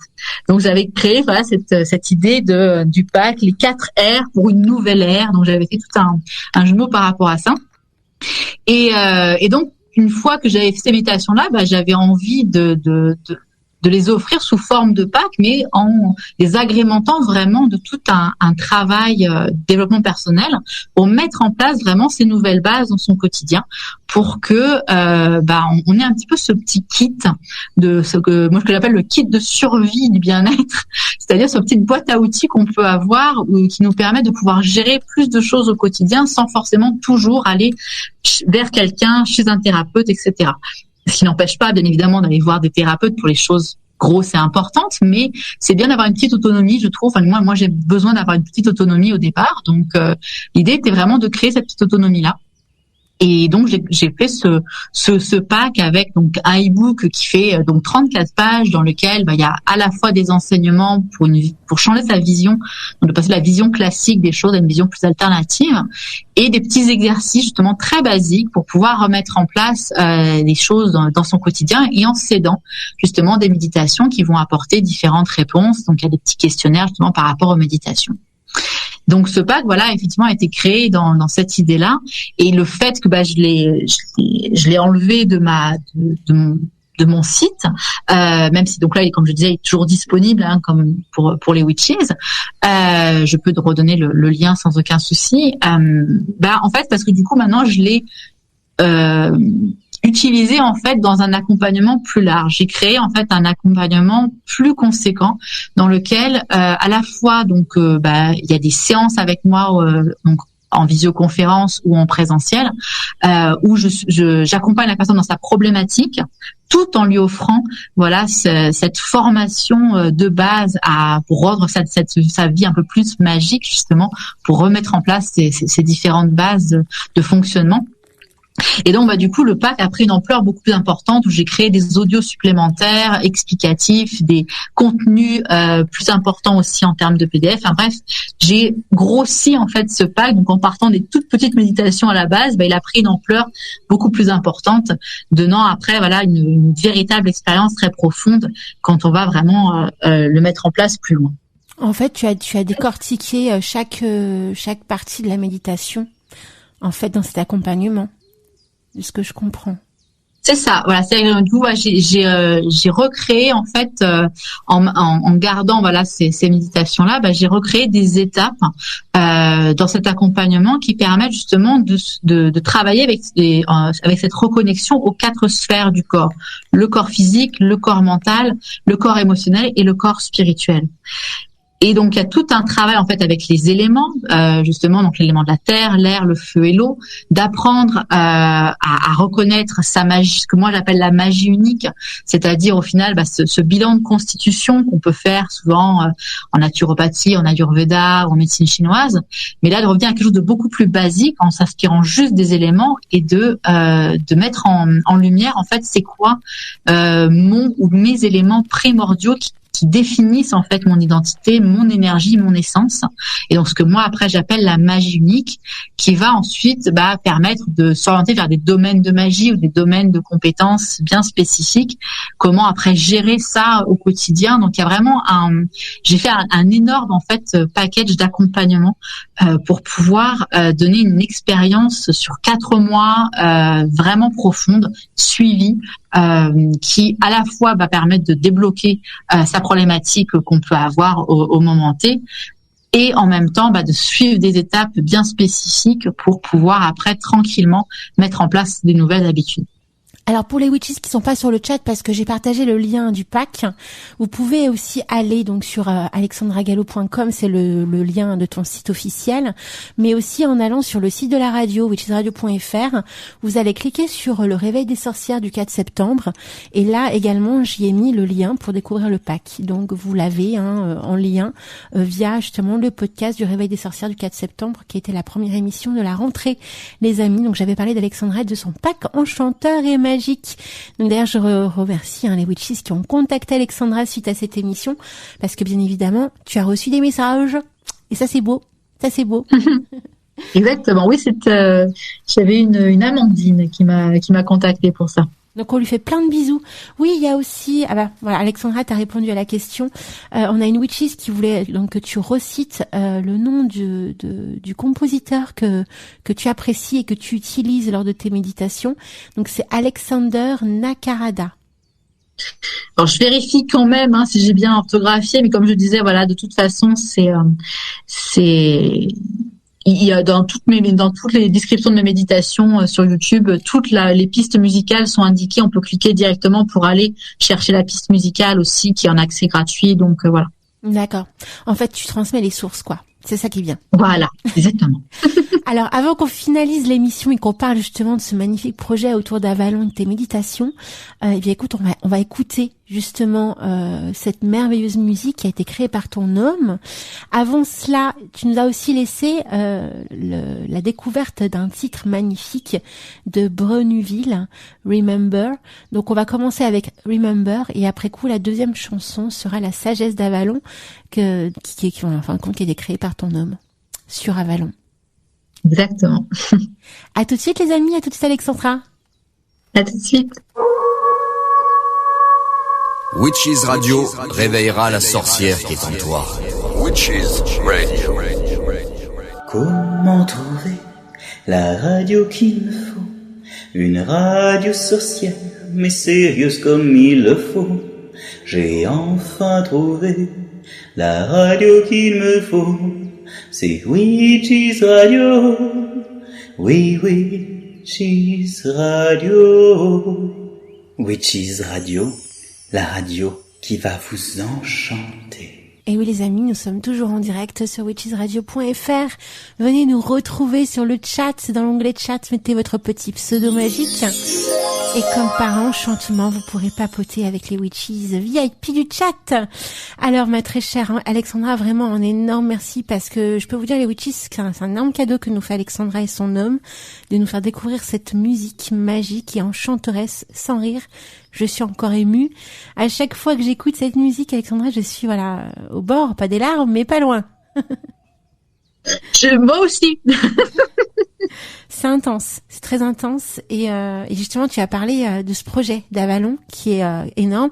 On s'en est quand même douté à l'écoute des différentes musiques que tu m'as proposé ce soir de diffuser, qu'Avalon est vraiment présente dans ta vie, dans ton corps, dans ton âme et donc c'est pas pour rien en fin de compte que ce projet d'Avalon autour de la méditation existe également.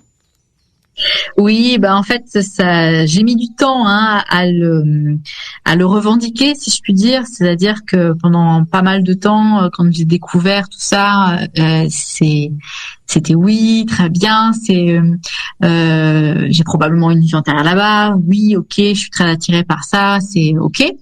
Mais j'avais du mal à me dire, encore une fois, est-ce que je suis bien légitime de parler de ça? Donc, les problèmes de légitimité qu'on a tous quand on commence à travailler dans ces domaines-là. Et au bout d'un moment, j'ai fait tout ce travail sur moi en me disant non, j'ai envie de partager du moins ce que j'ai expérimenté, ce que je sais, ce que j'ai appris, ce que j'ai à transmettre par rapport à ça, la vision que j'en ai, que j'ai à transmettre, qui n'est pas celle de la vérité, pas du tout, mais c'est à tout le moins ma perception. Donc après, ça va résonner pour chaque personne si ça doit. Et donc là, ce projet-là, effectivement, j'ai déjà mis en place plusieurs ateliers sur le féminin sacré en lien avec Avalon, tout un travail justement avec cette part d'ombre, part de lumière, travail sur les différents domaines de magie, etc. Et là, en fait, dans le cadre de mes nouvelles activités que je mets en place et des accompagnements que je mets en place, il va y avoir justement un accompagnement qui va s'appeler Libère la déesse en toi. Et qui est vraiment ce travail de guérison par étapes, donc vraiment un voyage initiatique à Avalon, avec la rencontre des différents archétypes, des différentes divinités reliées à Avalon. Et donc voilà, encore une fois, cet accompagnement à la fois de rituels individuels, c'est même plus des soins, là c'est carrément des rituels individuels personnalisés à la personne et à ses besoins, couplés encore une fois à cette formation basique sur le féminin sacré et sur Avalon. D'accord. Donc ça a l'air passionnant. Donc en fin de compte, c'est plus du tout. Enfin, il va y avoir des méditations bien évidemment, mais c'est plutôt ritualique.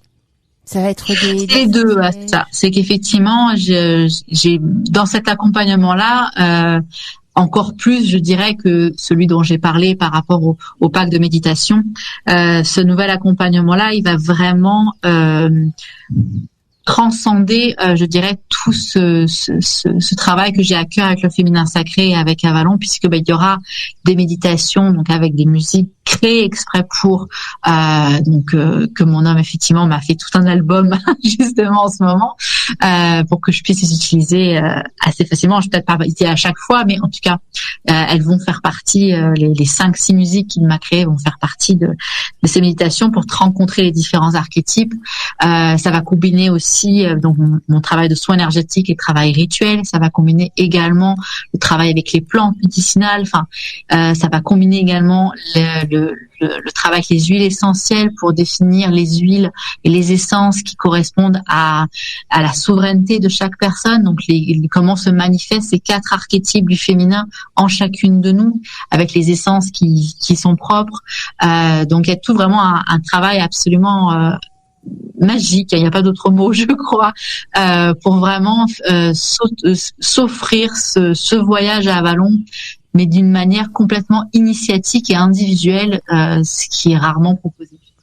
Alors, une autre question que je me posais par rapport justement à ce projet, est-ce que tu comptes également proposer, je sais pas, des lectures, des PDF ou même des audios? Oui, il y aura une partie en fait. Là, je me suis rendu compte de ça justement parce que bien évidemment des accompagnements comme ça sur 5, 6 mois, 1 an, c'est effectivement un peu plus dispendieux.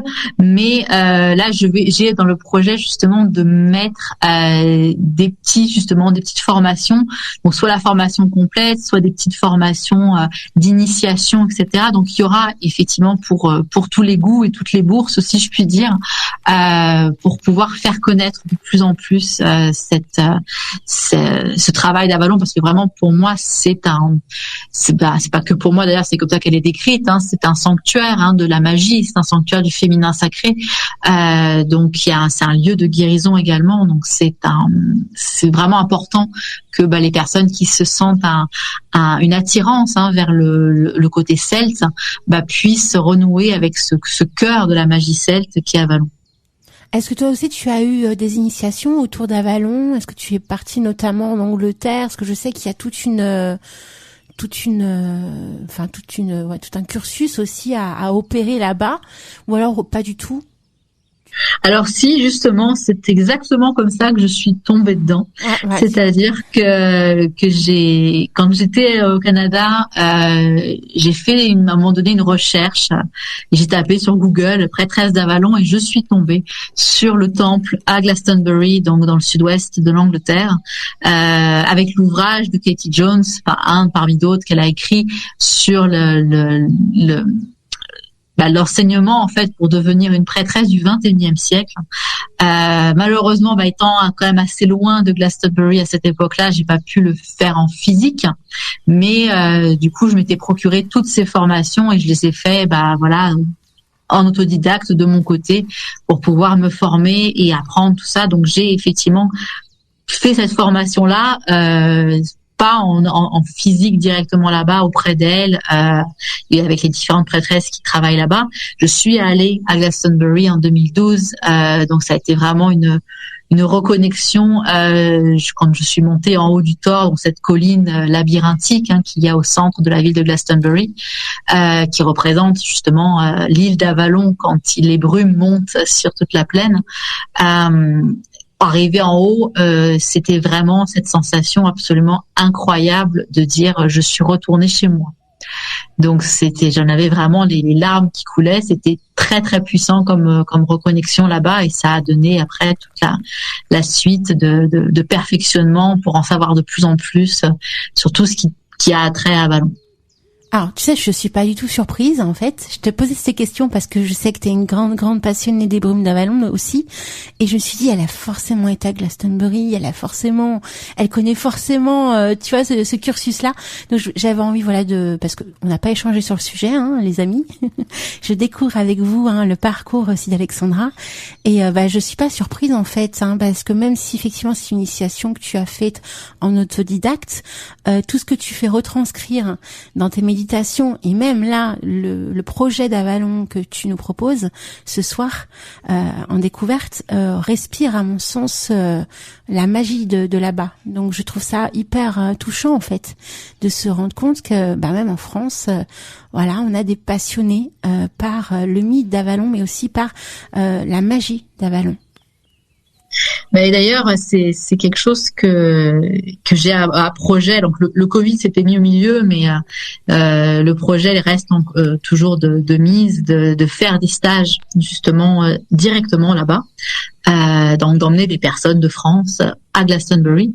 Et j'ai appris très très récemment que nous avions un Avalon en France qui s'écrit avec 2 L et non pas un seul L, qui est en Bourgogne, je crois, donc dans le plus ou moins centre-est de la France, et qui a justement toute une mythologie reliée donc à ce côté de la légende du roi Arthur, de la petite Bretagne, comme on dit souvent, même si c'est pas en Bretagne même, mais en tout cas, il y a il y a un lien visiblement qui est créé aussi là-bas dans cette ville française qui s'appelle Avalon.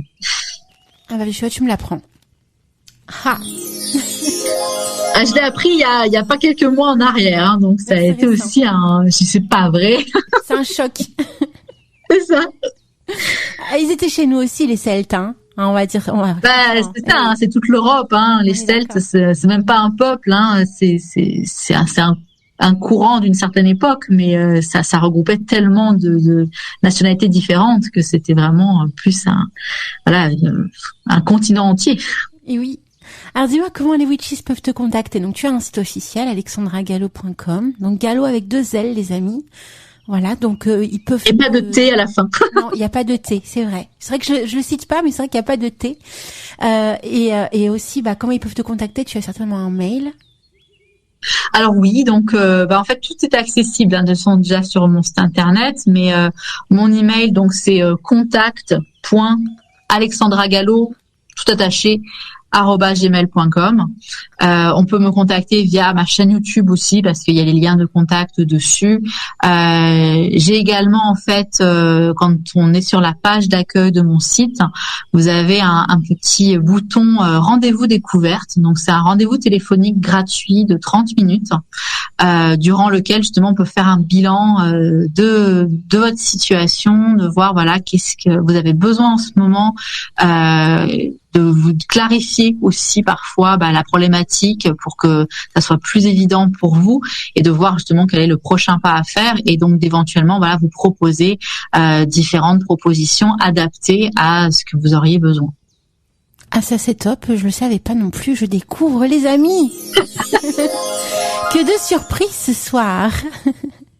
Donc faut pas hésiter justement, comme vous le voyez, j'adore papoter, donc faut pas hésiter à profiter de ce petit rendez-vous. Donc c'est comme sur Doctolib, vous avez vous cliquez sur le bouton, ça vous emmène sur une page qui s'appelle Calendly et vous avez tous mes créneaux de disponibilité pour pouvoir me contacter sur un petit créneau d'une demi-heure. Donc ça permet d'avoir de fixer l'horaire pour être sûr que je sois disponible pour pouvoir vous répondre.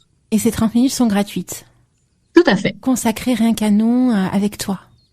Exactement. Donc c'est vraiment l'idée, de faire un petit bilan de situation. Donc vous avez une problématique ou une demande ou un besoin particulier. Donc on prend un petit temps, pour voir quels sont les problèmes de fond, quelles sont les envies, les choses que vous aimez développer, etc. Du coup ça permet après de voir si j'ai des propositions qui peuvent convenir ou à tout le moins de clarifier votre situation pour vous orienter peut-être des conseils très simples à mettre en place ou si trop loin ou si je ne suis pas la bonne personne vous orienter vers tel ou tel domaine de thérapie peut-être. C'est vraiment un petit rendez-vous pour prendre le temps de faire ce bilan ensemble et de clarifier pour que les brumes se lèvent. Ah, ça c'est beau, c'est bien dit. Encore des poussières d'étoiles pour toi Alexandra, merci. Oh, c'est gentil. Eh oui, je n'arrête pas les poussières d'étoiles ce soir, c'est merveilleux. Alors écoute, c'est 23h10, on va donc tout doucement terminer l'émission. Est-ce que tu as des petites choses à préciser aux witches? Je sais pas, peut-être un petit mot de la fin, une petite conclusion, un ressenti par rapport à l'émission? Est-ce que tu as aimé l'émission? Est-ce que tu as aimé être parmi nous ce soir? Alors moi j'adore, effectivement, c'est vraiment un privilège pour moi parce que je fais rarement d'interviews, du moins c'est pas encore, je ne croule pas sous les interviews et je suis vraiment ravie d'avoir découvert Witches Radio, d'avoir cette petite appartenance, reconnaissance, de se dire on a d'autres personnes qui sont dans ce même domaine-là et ça fait du bien en fait. Donc je suis vraiment contente d'avoir pu être en contact avec toi Alina et que tu me donnes ces opportunités-là et donc là en plus ce soir le chat, donc c'était super sympa aussi de pouvoir échanger avec les personnes. En direct, parce que ça aussi c'est merveilleux parce que la dernière fois qu'on avait pu faire un petit débrief de ton parcours, c'était enregistré et c'est pas pareil enregistré. Non, c'est ça, tout à fait. Le live c'est tellement mieux parce qu'on a vraiment le retour des gens sur l'instant, donc c'est magnifique. Et la petite question que je voulais te poser, donc, tu seras libre donc le 29 octobre. Alors normalement, oui, même si je serais peut-être possiblement en Bretagne à ce moment-là. Il y aura toujours moyen de prendre du temps pour. Donc oui, ça serait avec grand plaisir de pouvoir célébrer Samhain avec vous tous. Et est-ce que tu penses, parce que j'avais donc dans le souhait effectivement de faire une soirée spéciale autour de Samhain, mais une méditation autour de Samhain, notamment sur l'introspection, est-ce que tu penses que il serait intéressant de t'avoir en deuxième partie pour qu'on puisse un petit peu décortiquer le ressenti qu'on a pu avoir en écoutant cette méditation? Ah oui, parce que moi ça j'adore en fait. J'adore avoir les retours des personnes et ce qu'ils ont vécu parce que c'est toujours fascinant en fait et donc de voir s'il peut y avoir des petites choses qui coincent et que je peux justement aider à débloquer. Donc ça c'est quelque chose que j'aime beaucoup faire. Donc oui, comme a suggéré Mimi Mireille justement, j'avais déjà une petite idée sur la méditation de Samhain qui m'était venue il y a quelques jours. Et là, avec ce concept de la vie antérieure, je me suis dit, tiens, c'est quelque chose à explorer. Comme je disais dans le chat, il y a plusieurs méditations que j'ai faites déjà qui travaillent notamment à Samhain, qui travaillent sur le passé, sur les mémoires, etc., les ancêtres et autres. Donc, on peut y vivre des mémoires de vie antérieure, hein, donc dans la méditation de la rencontre avec la sorcière en toi, c'est définitivement ça. On peut vraiment rencontrer une mémoire de vie antérieure, mais c'est vrai que c'est pas spécifiquement guidé dans ce sens-là. C'est plus juste son passé. Donc après, le passé, on y va aussi loin qu'on veut. Donc peut-être de créer une orientation plus de vie antérieure, ça peut être un bon challenge pour moi. Ah, donc là, si je comprends bien, pour le 29 octobre, on aurait peut-être droit à une méditation unique d'Alexandra autour du sujet? Je pense, hein. J'avais déjà une bonne base, mais je n'en dirai pas plus parce que sinon je vais pas spoiler la méditation. Mais en tout cas, oui, j'avais déjà une petite base par rapport à ça, qui n'était pas spécialement orientée sur les vies antérieures, mais les différents échanges qu'il y a dans le chat et Mimi Mireille qui partageait son expérience, je trouvais que ça pouvait être assez sympa d'explorer de manière plus évidente ça, puisque comme je dis, je l'ai pas fait de manière claire. À chaque fois, c'était le passé en général. Donc là, d'avoir vraiment cette idée d'aller essayer, d'aller à la rencontre d'une vie antérieure, ça peut être sympa comme challenge. Eh ben magnifique. Alors on se donne rendez-vous, Alexandra, le 29 octobre. C'est ça qui est beau, qui est magique. Merci Mimi. Parce qu'encore une fois, Mimi est une enchanteresse. Elle ne se rend pas compte, mais elle enchante nos cœurs à toutes et à tous. Encore une fois, tu le sais Alexandra, peut-être que les witches ne le savent pas, mais c'est grâce à Mimi qu'on a découvert Alexandra Gallo et les méditations sur YouTube. Et depuis, on ne se lasse pas et on ne s'en passe plus de tes méditations tellement c'est beau à vivre. Et en plus ce soir on a eu le droit à toute une émission autour de la méditation, la vision que tu en as, ta façon de concevoir la méditation, puis aussi tes projets à venir. Donc ça c'est super beau. Je te fais plein de gros bisous Alexandra, j'embrasse également plein de gros bisous aux witches également. Et pour ma part, écoutez, on se retrouve samedi prochain.